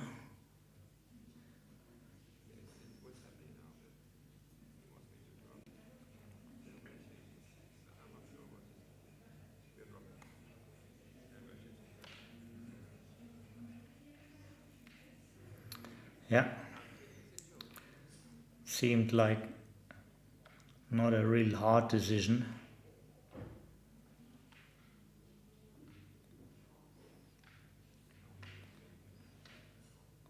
Oliver visibly enjoys. not only the atmosphere but also the first point in this match.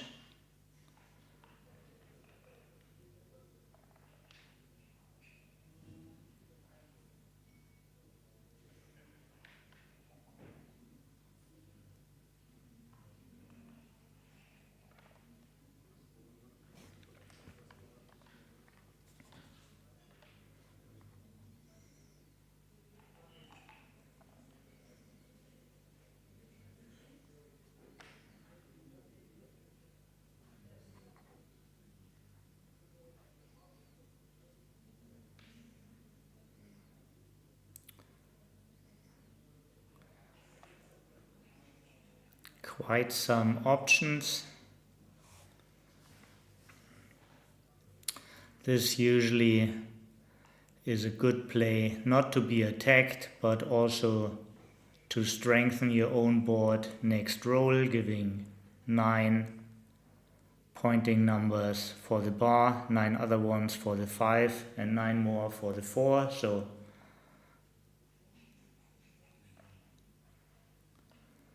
that's what's happening with a great distribution for the next roll.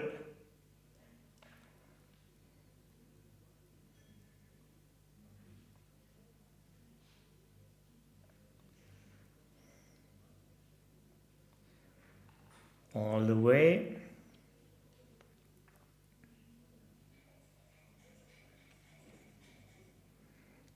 No, this is clearly a hit. And can't play too plottish, need to respect a stronger board.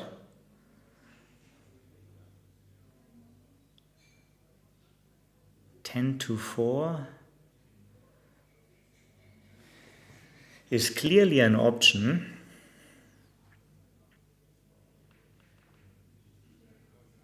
Playing only with 1 plot instead of 4, and this is a position with a good future. Basically, you want to leave your position in a way that it has the best future when you're on roll again. 5-4 was 1 out of only 4 hits. And this was the only hitting and point number from the bar.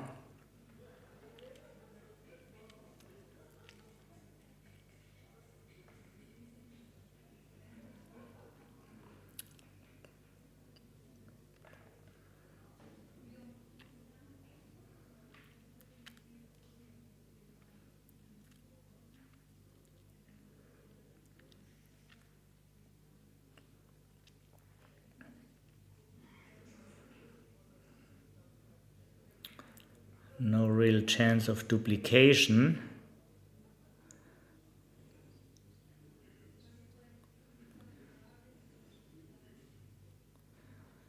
Link up or break the contact.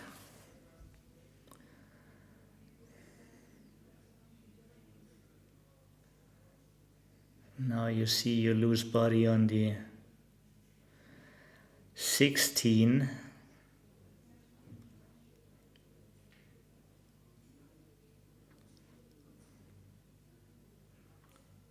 This way, maybe fewer shots.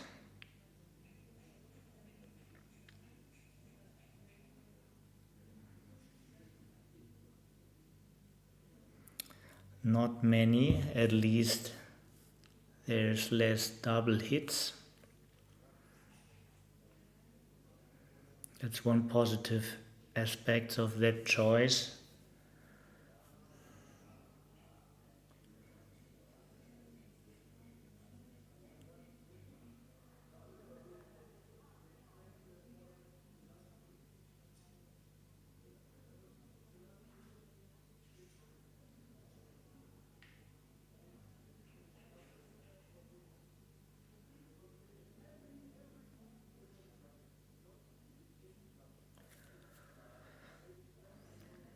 Is it really to rule out to play 8-7? Because if there's any duplication, it's the 6s. Sure, by hitting from the 24 you also develop a new figure. You're doing like two things at the same time by hitting.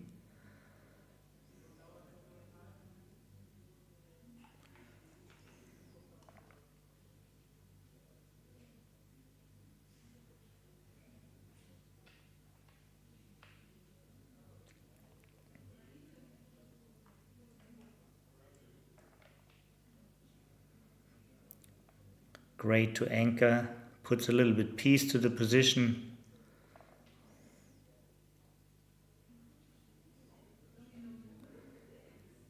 And now look for action.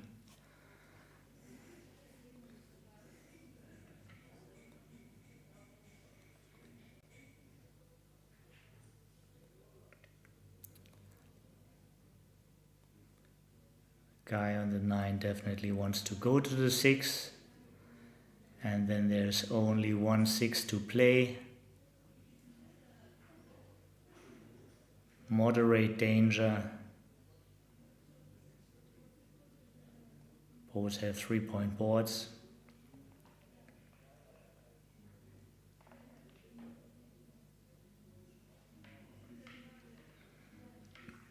That was a very strong one.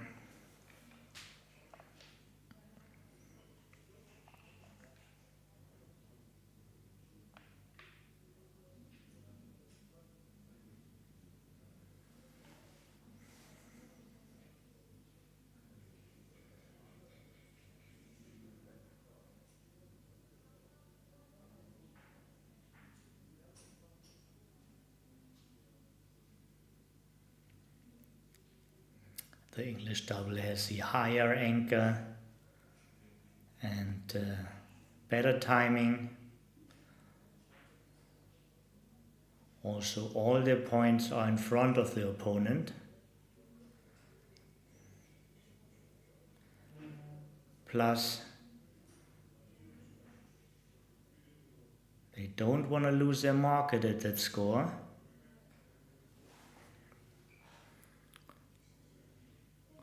For sure they have at least 15% active gammon wins here.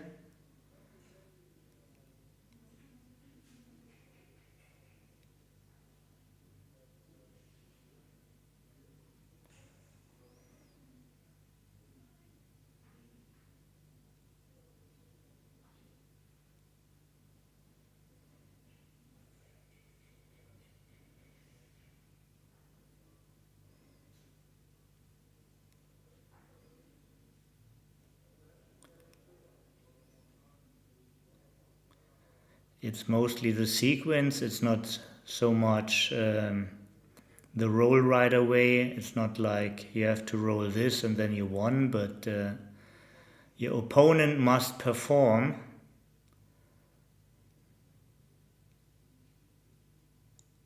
And they must perform quickly. Good strong double.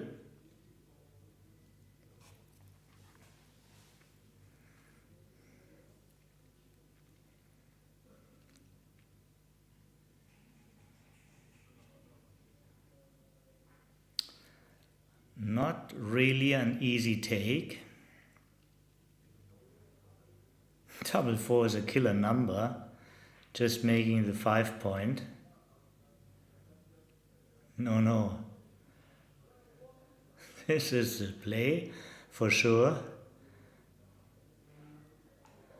So strong.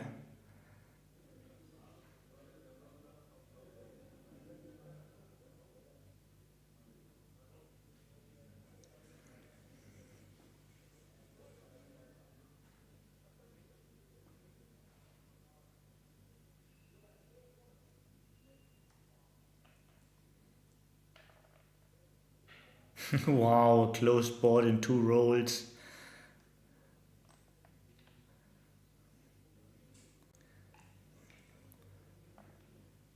Their gammon count has doubled up. But there are a few bad 5s. 5-3, 5-1 and 5-5 of course.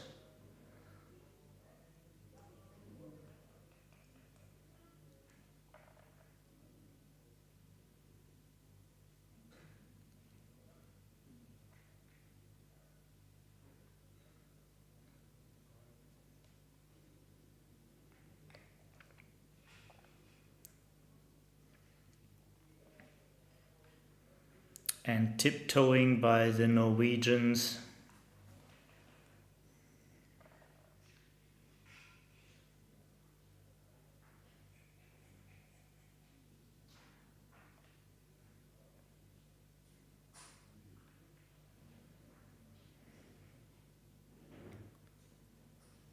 Staying back is bad. Staying back is only bad for double five, but good in most other sequences.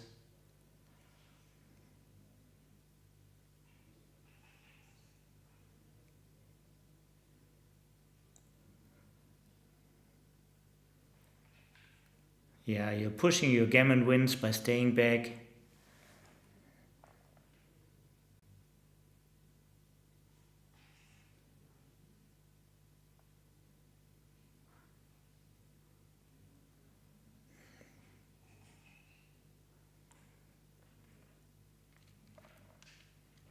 Sometimes it's also an idea to volunteer a shot, just to keep the rest of your board in case you get hit, but also for a nice distribution.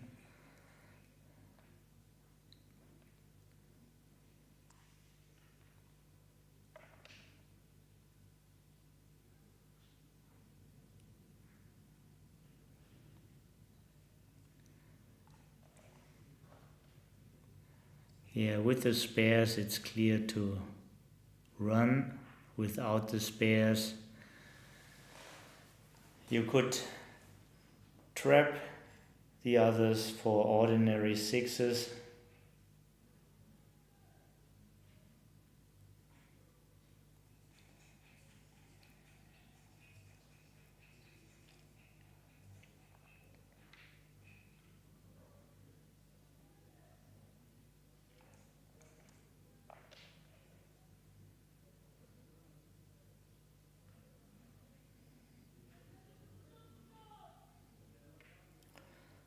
This is a sort of killing fives, but better keep a board. You could get a shot right away with this number, for example. 6-5 as well as 6-4 are shot leaving numbers.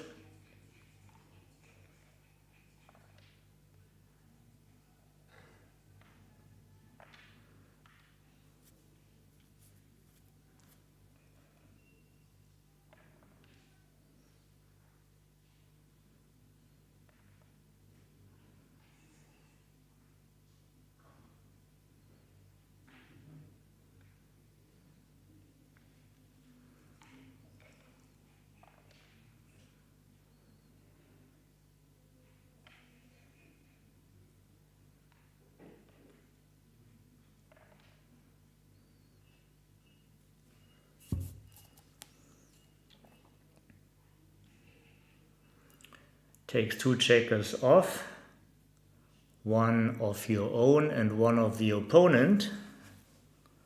If you clear the 5, yeah, this is your checker and this is your opponent's checker, so you're taking 2 checkers off, put one on the bar and one out. This wins the most gammons.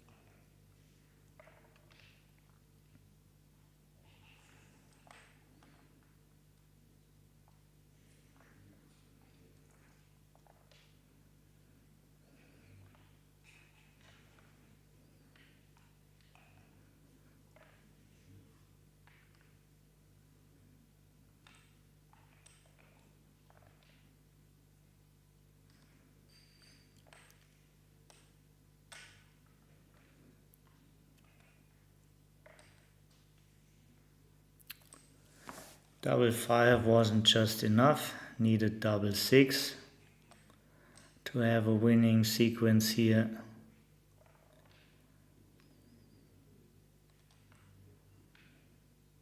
Yeah, and even if you roll 2 doubles, it won't be enough to win.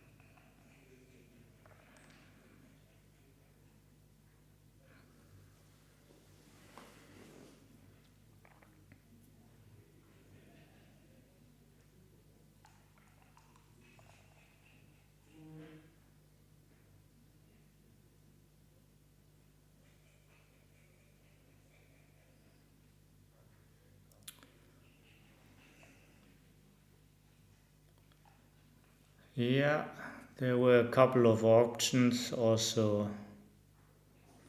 Slotting 7 and slotting 4 was possible, but after double 5,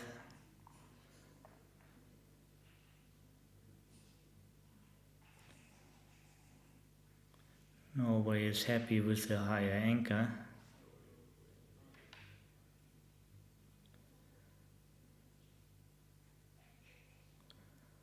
Oliver and Miranda can double fast when they are winning gammons in gammon-free positions or a high contact position with not many gammons on their side. They can wait easily.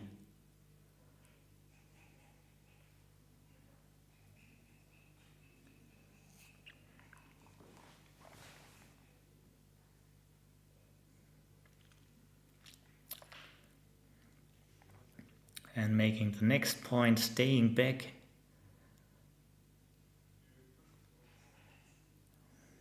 The 3-point anchor is better in this position than the 5 anchor.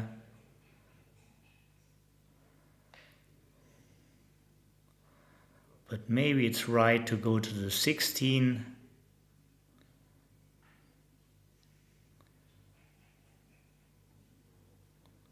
It's a nice swing with 6-1 and 3-6.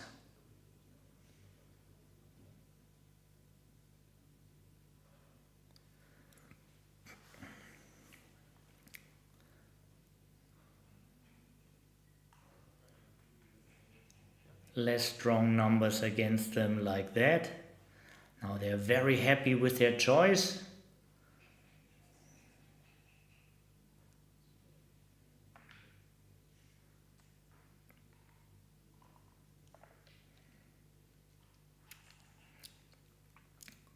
Slot the full prime, the bar and the 3.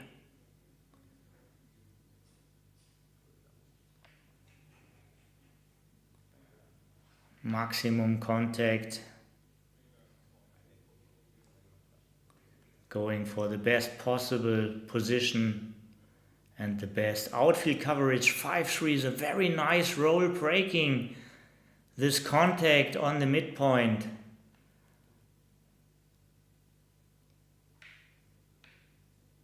Having spares everywhere.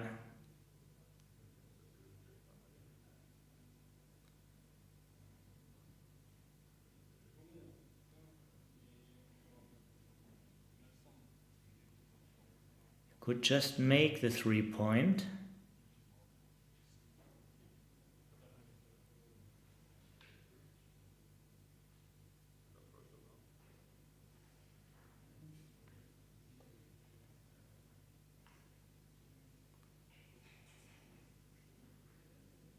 All variations are fairly close together in equity.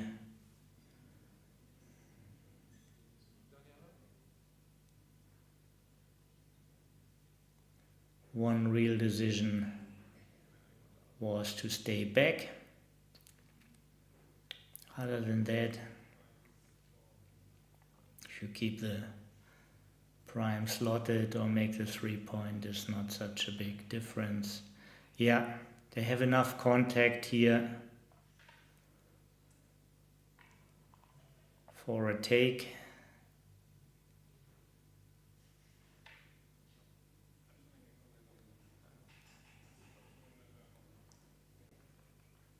Point of a winning position. Just rolling too strong.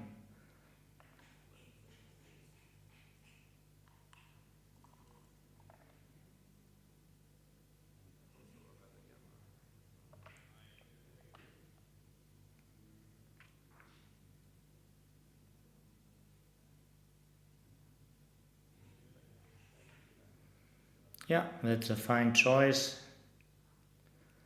Keep the prime slotted, make a crossover.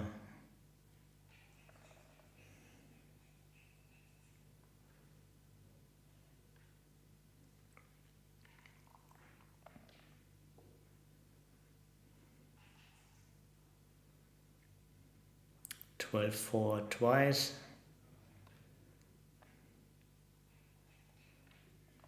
Basically no number is a running number.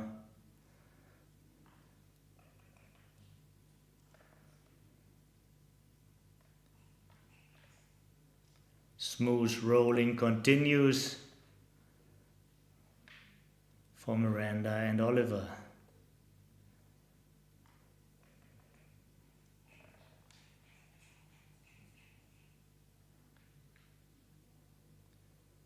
Looks very safe and also activates a few extra gammons. Just bear it in, you will run the next time anyhow.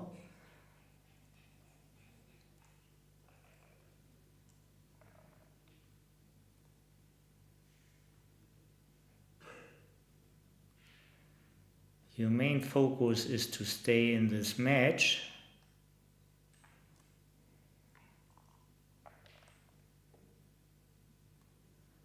You can't do much for the win, but you can do something against the gammon. Good choice. They heard the call.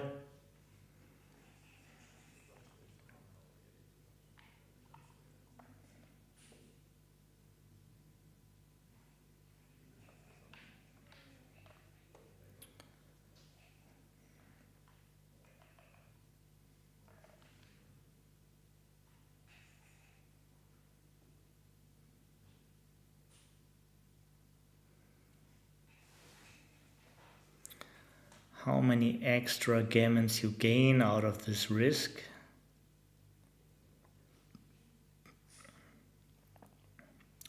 Probably not enough, but certainly worth a look.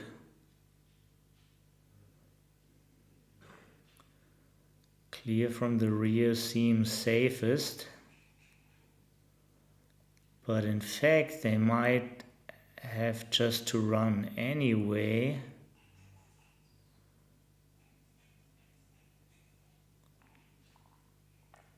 Seems like the natural move.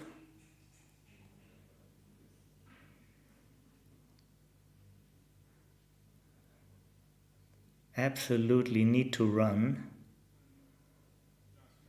Can't dump 12 pips and hope for 6-5 with a hit. Busting your own board.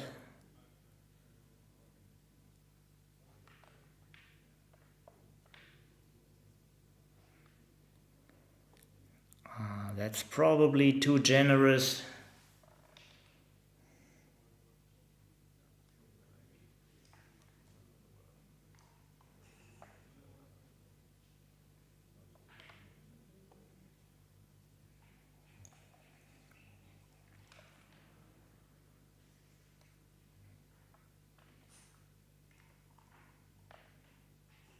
That does a trick.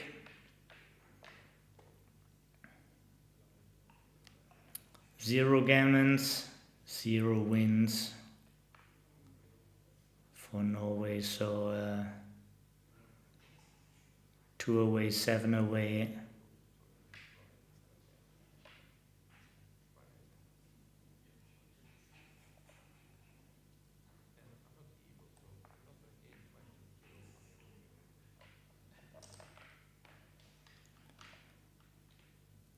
Feels like Tom is asking for a break.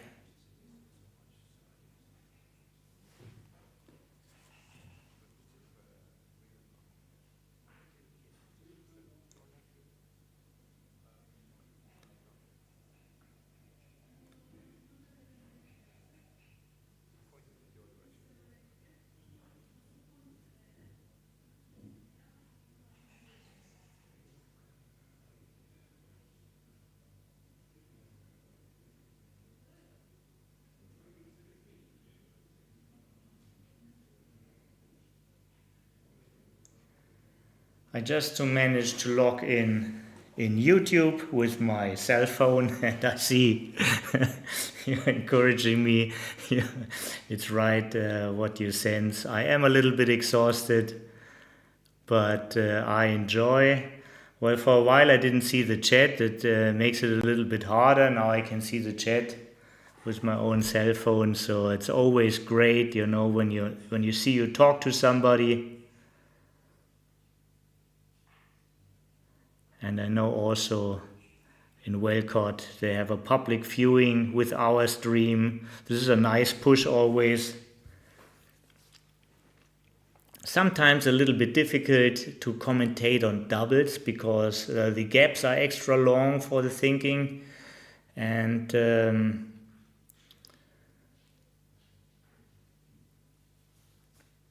it's a little bit difficult. It's always a question, how to entertain you best. I want to provide you also informations about the players, talk about the position, give you more understanding of what's going on. On the other hand, while thinking for both sides and thinking about this concept, sometimes I misplace myself, so just hope you feel entertained. And after all, one of my ideas is to feature the players and not to judge them.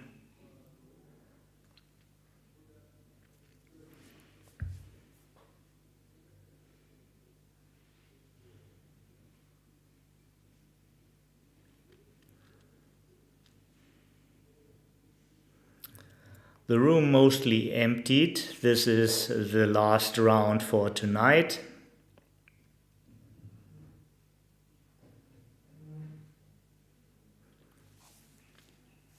And tomorrow it starts with the playoffs and the knockout. With the tournament, knockout from the tournament, and then we have final of the super jackpot, and at night there is a gala diner. Tuesday we have the last chance and the final, and then this festival, which everybody who was here really enjoyed, is over. And after tomorrow also a couple of movies will be released. We have Nash from Nash Productions here, and you will see even more. Maybe rewatch the one or other stream. We had really a couple of very interesting matches.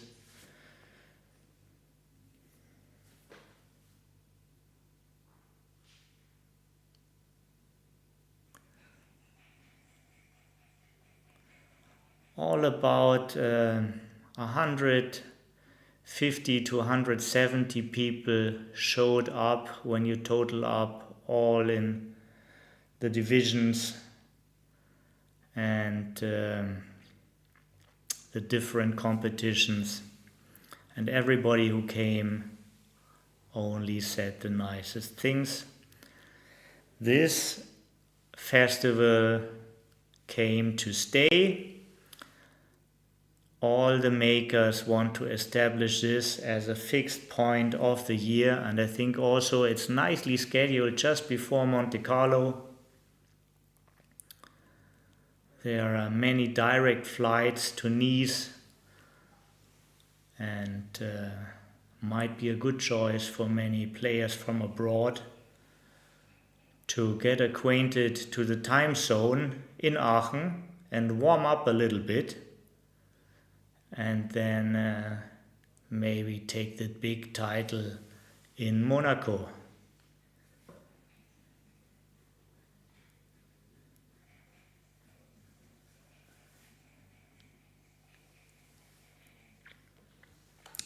Yeah, if you have any questions in the chat, please feel free to write something. If you show up in the stream, please come to the chat. And if there's anything we can do to increase your joy of watching, please let us know. All feedback is welcome. This is Jostein. He is the first back. My guess is that Tom brings drinks for the others. He's the next. My guess was wrong, but Jostein has a new refresher in the hand.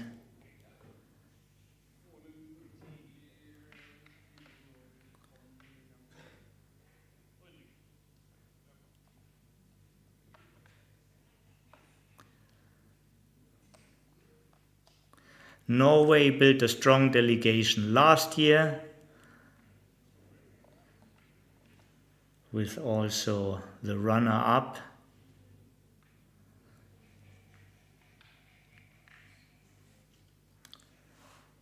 And this year they also built a strong formation, just a few people less. But the former European champion is here, Katja Spillum,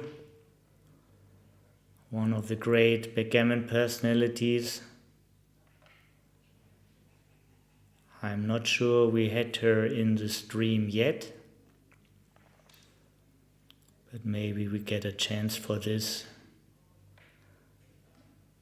tomorrow or on the final day.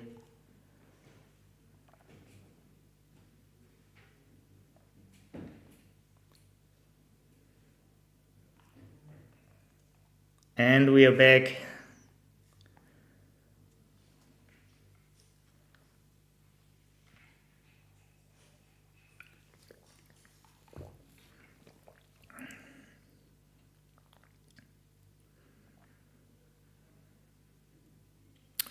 Going with the MCG rule, no blots, no shots. This is the recommendation of the moment. Can't get hit anywhere.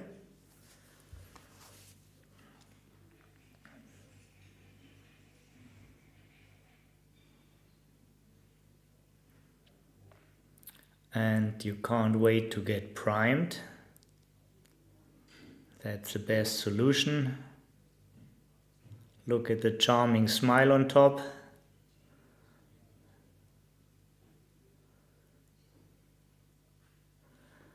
They're both awaiting, would be a rather easy cube. They'd be happy to play for 2 points instead of 1, as this is exactly what they need, and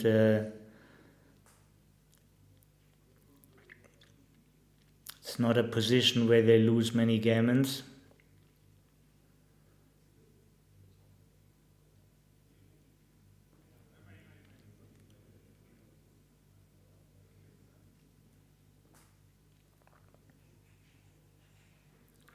Time for action, easy take.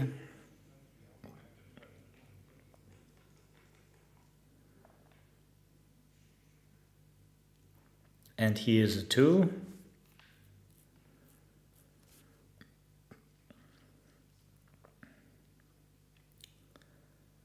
Ten checkers in the zone and the 11 nearby.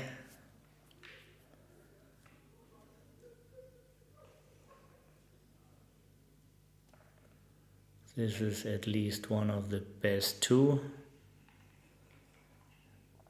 10-5 was another option. Now it just closes. Fantastic sequence for the Norwegians.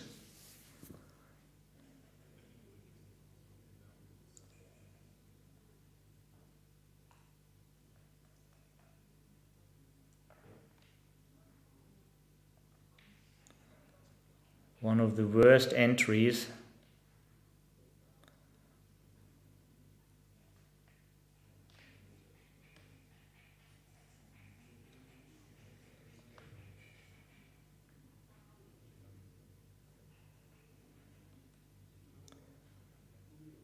Better for the camera not to stack them up, but of course this is legal, it's just not viewer friendly. Couple of options for the 3.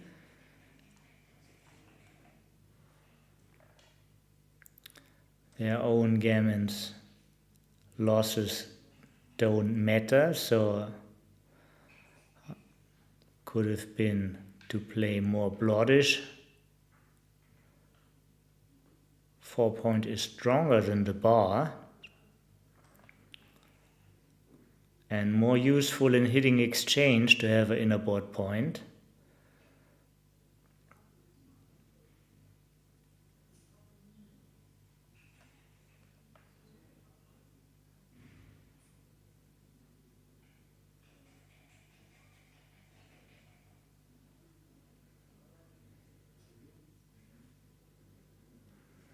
Slotting is a 4 duplication, but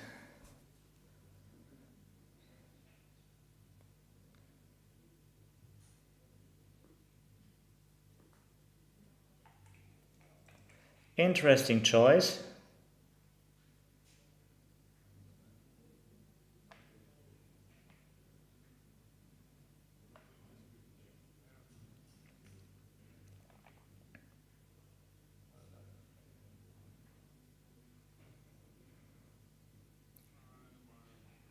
That's the play, you can't wait to get locked up, you need to move somehow.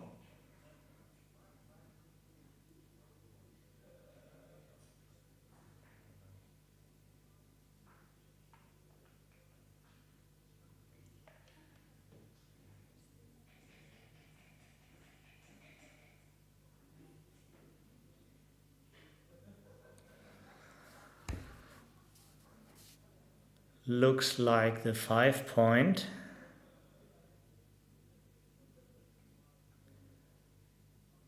Hitting from the anchor would mean to play with 3 blots against a stronger board.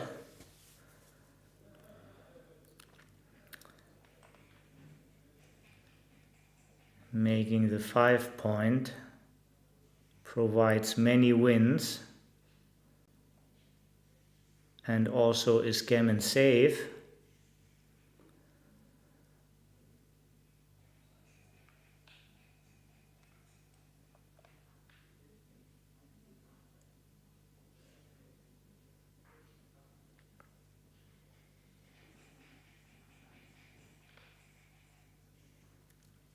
Good decision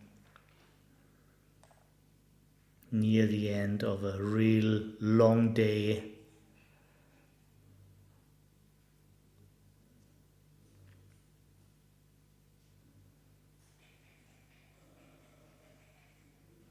The good news for the Norwegian team, no penalty for gammon losses. All they should focus is about winning.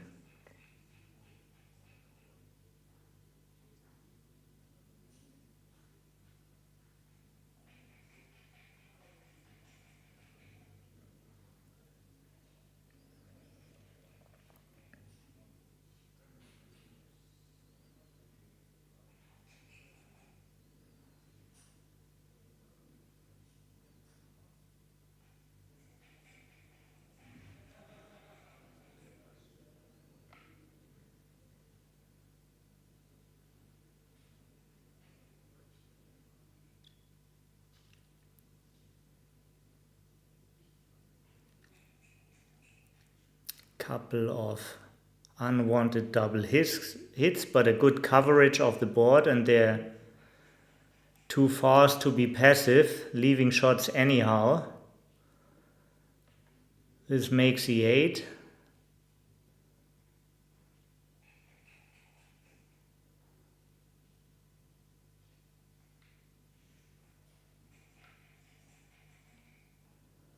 Only 5 hits, 4-1, 2-1, double one. Small risk, but for a big gain.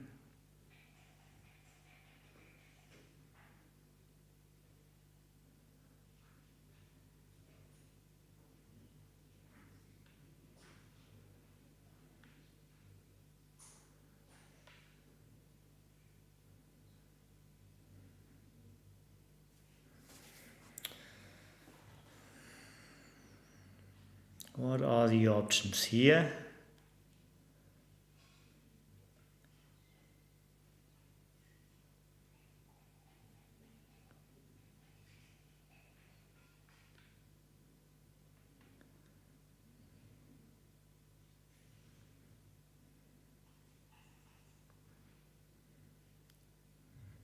Twelve men attacking, 1 man nearby.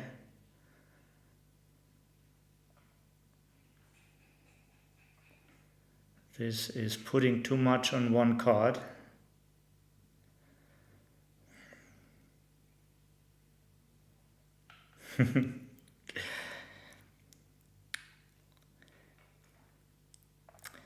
It's possible, of course, to slot, but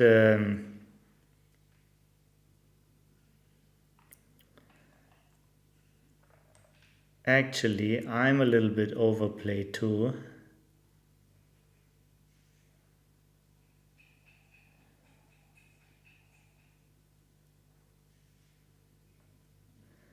And since gammons against you are active,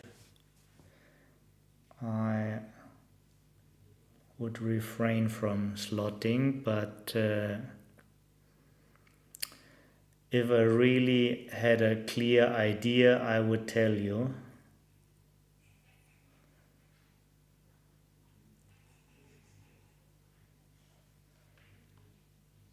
Yeah, that's for sure the play. Well, you could also hop out with your weak timing. So this is not for sure the play. This is for sure a candidate.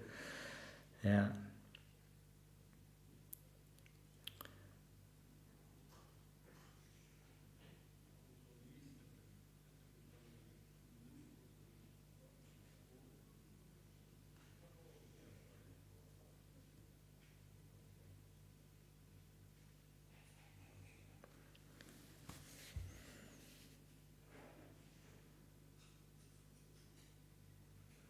Actually, since you're faster, running feels to be right.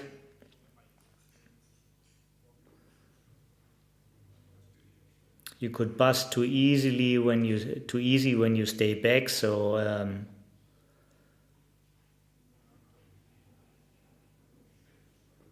the fast pace is an indicator of running.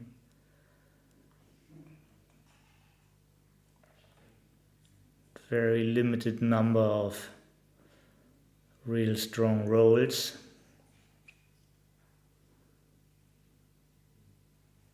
Going all the way is the least shots.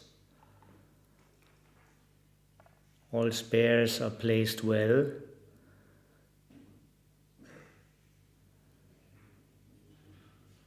Now the English team has priming numbers. 3-3 and 3-2 make the full prime. 6-6 means getting rid of the problem being back. 4-4 is the same. But first let's see how Norway deals with their number.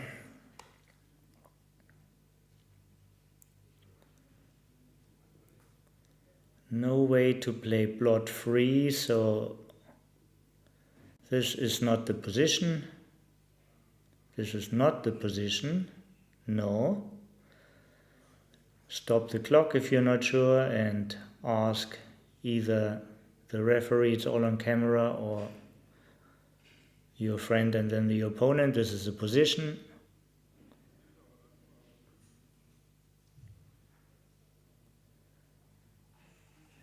If you have to leave the shot, leave it where it does the most for you when it doesn't get hit. And this is also the same place where it gets hit the least, it's the bar. So 13-7 and 15-10. This is also possible, but this is more shots. And this point is harder to make and harder to keep. The upside is it also functions as a builder for the bar point.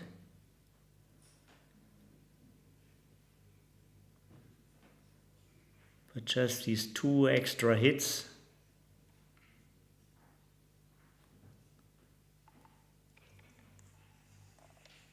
are very costly, and 4-5 is a great number. Norway back to life here.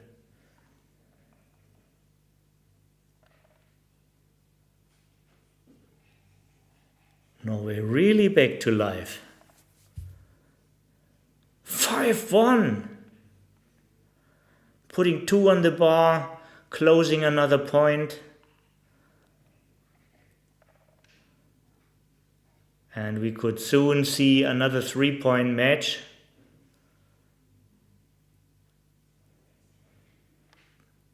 It's actually a pretty bad one.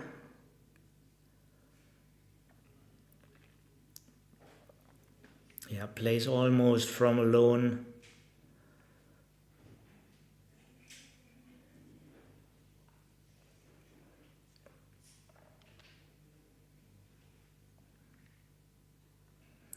One deuce here, one deuce there.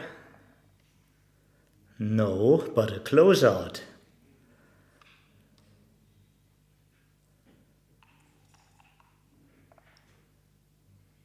And the 2 is so big. What a valuable number.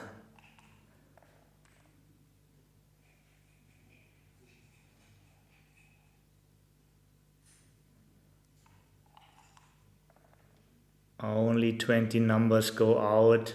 Only 4 are hitting, and this is one of them.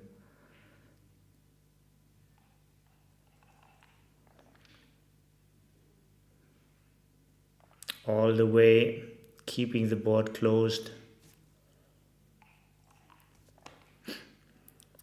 With perfect distribution, they had a chance of like 7% backgammons.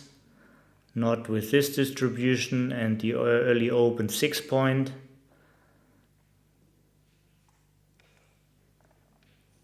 Now it's not even half of it. But winning a gammon is also very fine.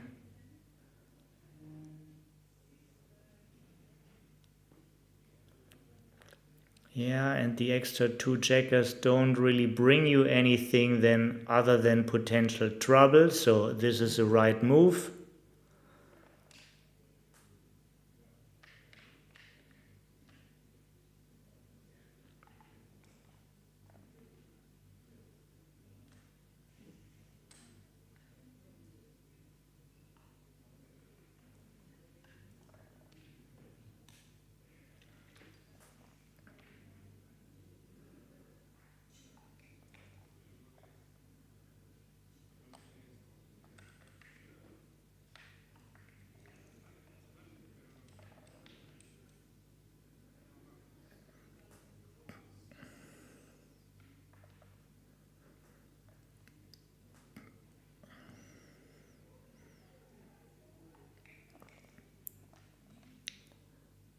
Oliver and Miranda could still get off the gammon, but basically only roll doubles now.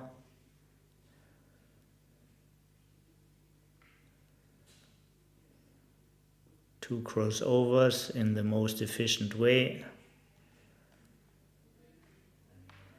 The time has come to show something.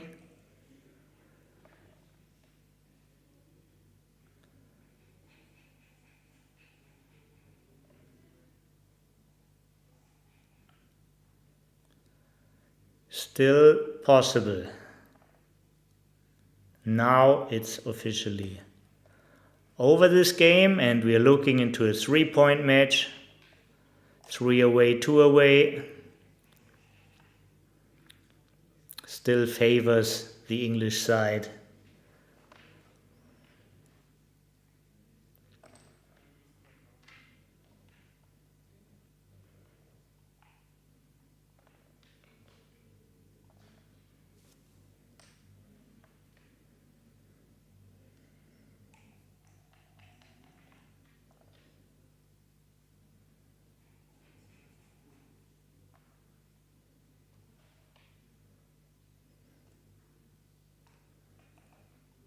So position is same but different. And here is a slot, 13, 11, 6, 5.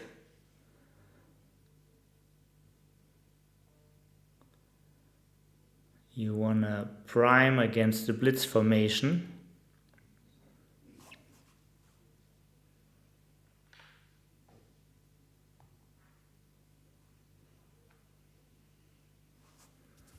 That's the move. This is in Oliver's book. That's in my book.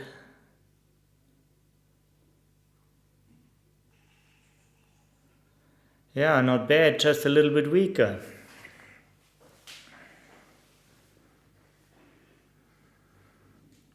Nice play. But what a killer response. Yeah. Killer response. Just happens, have to take it like it is. There are other ways to win this position. Plan A failed.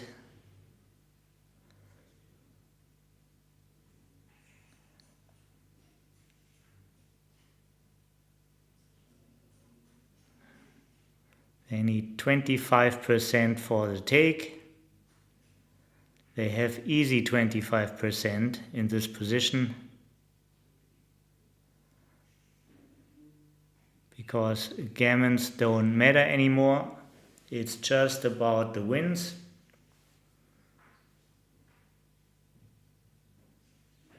Oops, I'm surprised, sorry about that.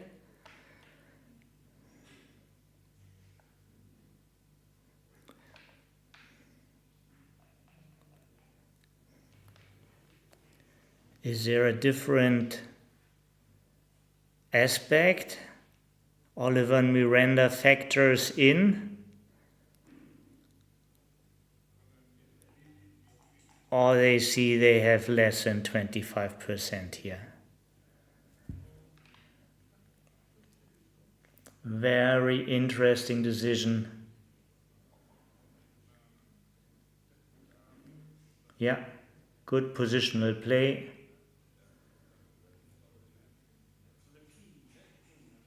Yeah. Basically they agree, but it's still a heavy discussion.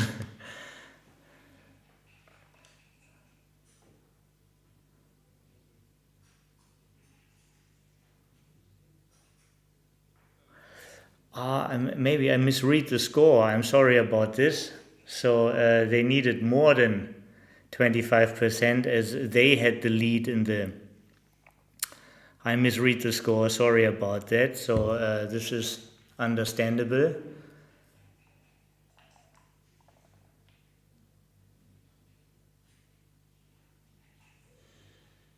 More understandable at least, that they passed this as a leader.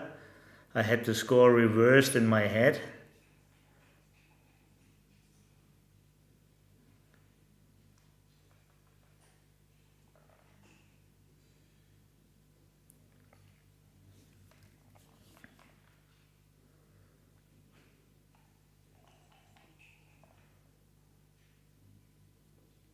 And this is the last game of this exciting match. To the 10 and to the 9.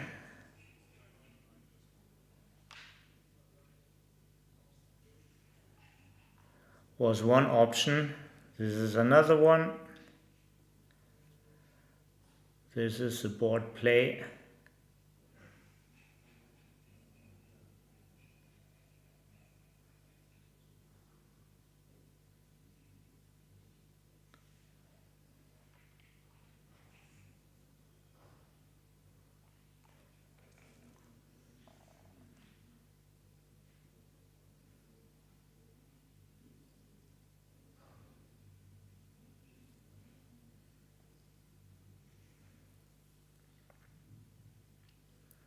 Not an anchoring roll.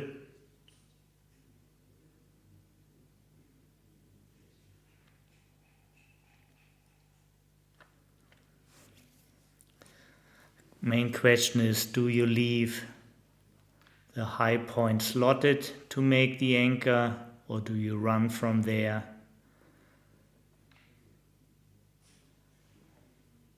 And I think the risk is higher than the value for the anchor. And this is the smoothest constellation to get the desired 5 point.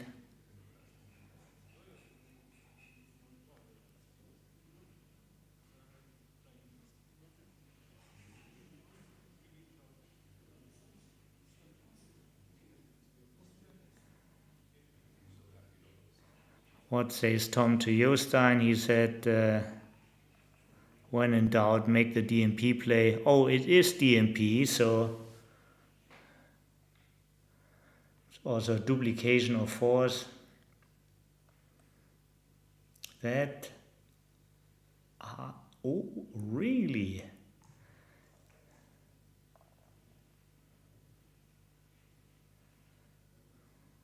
High stacks, big overstack on the 6. Just to not leave shots. Oh, have a look at it. Use one of your overstack, pointing on the ace. How do you want to use all these spares? That's a very reasonable use for them.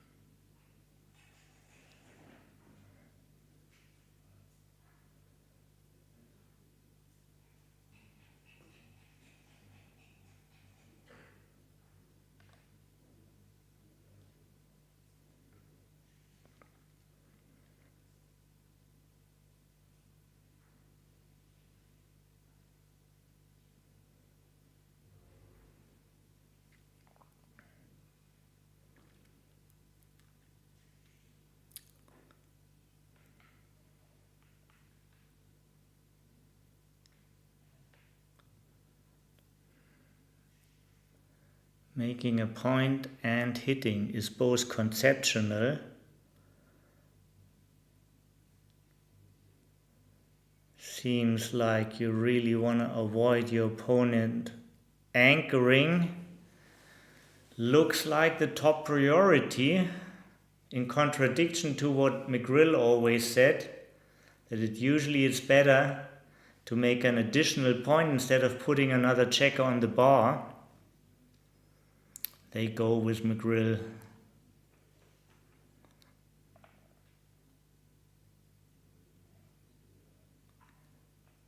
And it worked out for the sequence.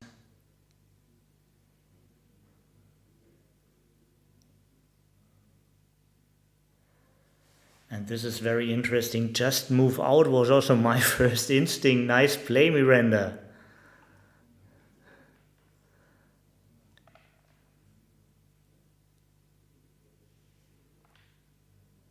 Norway is back with this roll.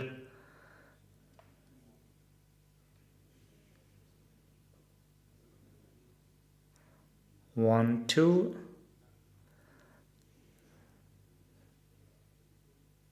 That's possible, but very expensive. Slotting seems very right.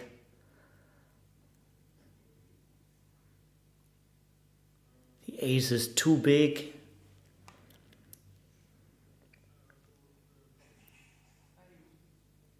Way harder to win from the bar. Yeah, Tom hits himself on the fingers. He shouldn't touch the checkers. Knows it.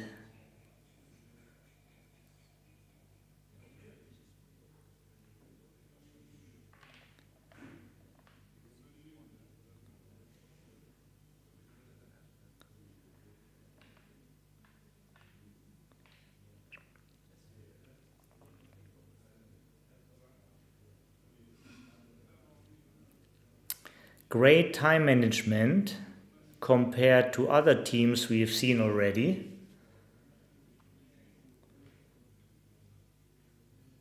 These are the moments when you still want to have time.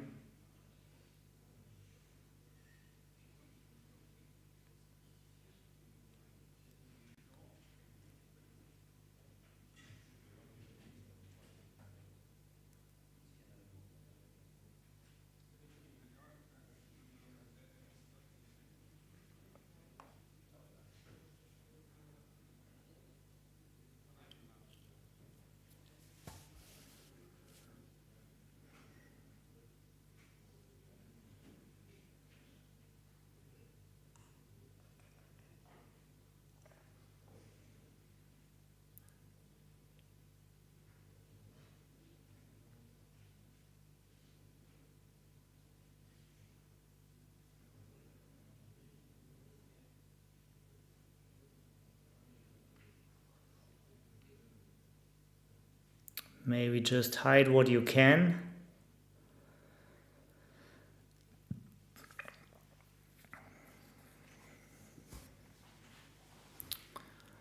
Not getting hit is a winning recipe.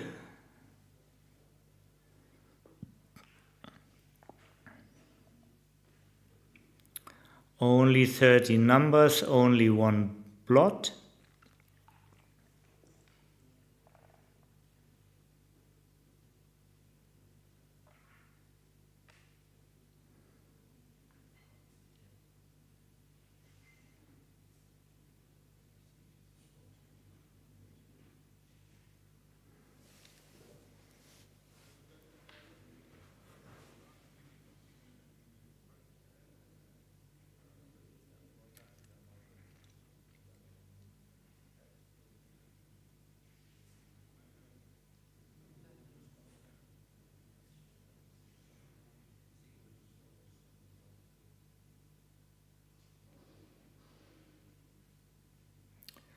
Yeah, this is really great that you have this time to consider all these plays at that moment.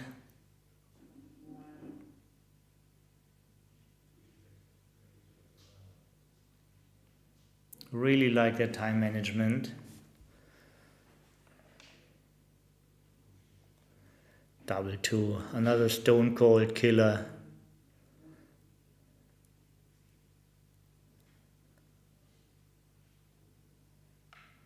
Yeah. Need real performance now.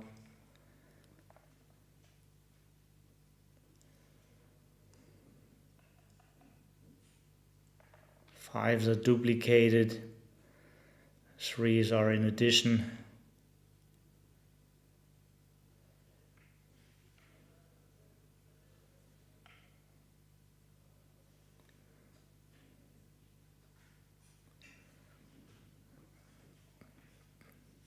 Could bring the man from the bar to the four just to give you extra double twos, double ones, and don't have fives as a pointing number since you want to go out with fives. And this is great technical play by the English team for all the right reasons.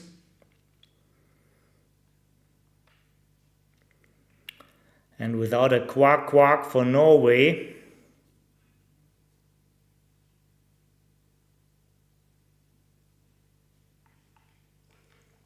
it's gonna be most likely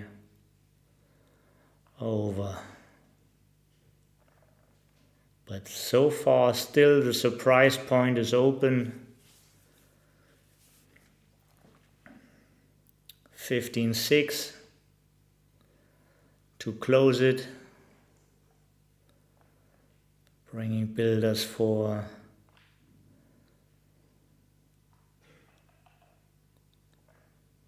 two 6 from the bar, not enough this time. 6-3, not a closing number, but will it hit?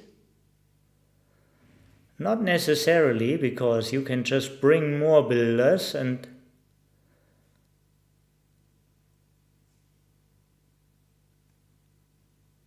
get almost as good chances with less risk.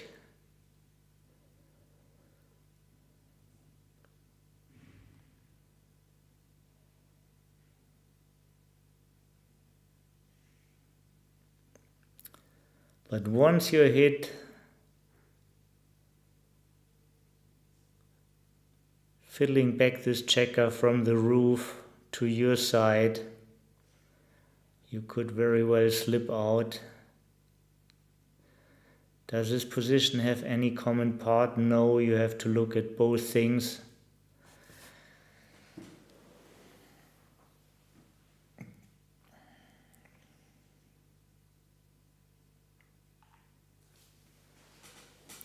Very respectable decision. And now it's all about this roll. No 6. And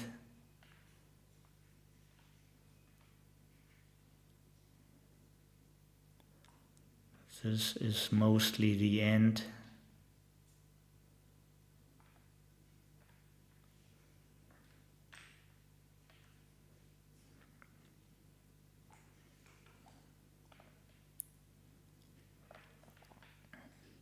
Fanning until the shot is the only winning recipe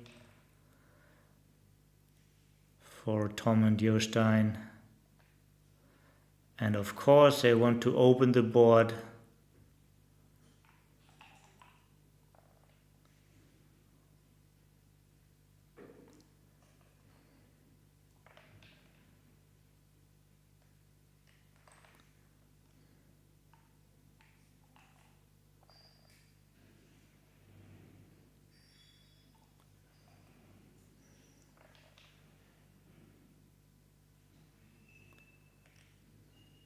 Small opportunity.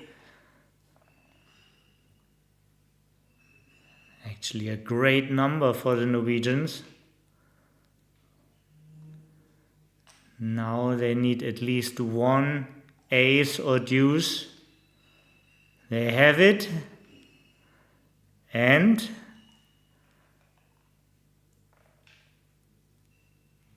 Miranda just rolls another double, and we need to see aces performed now by the Norwegians. Almost, but this is a loss. Yeah. Congratulations to Miranda and Oliver. And very entertaining match. Norway against England. Thank you so much for watching. This is it for today, and tomorrow we see more of the main tournament, the Charlemagne Open, the playoffs and the knockoff stage, and we start at 11 o'clock. And I hope to see many of you back. We will have matches throughout the day, no matches at night because there's a gala diner. And the big final is on Tuesday. So thank you very much for tonight and hope to see many of you back tomorrow. Bye.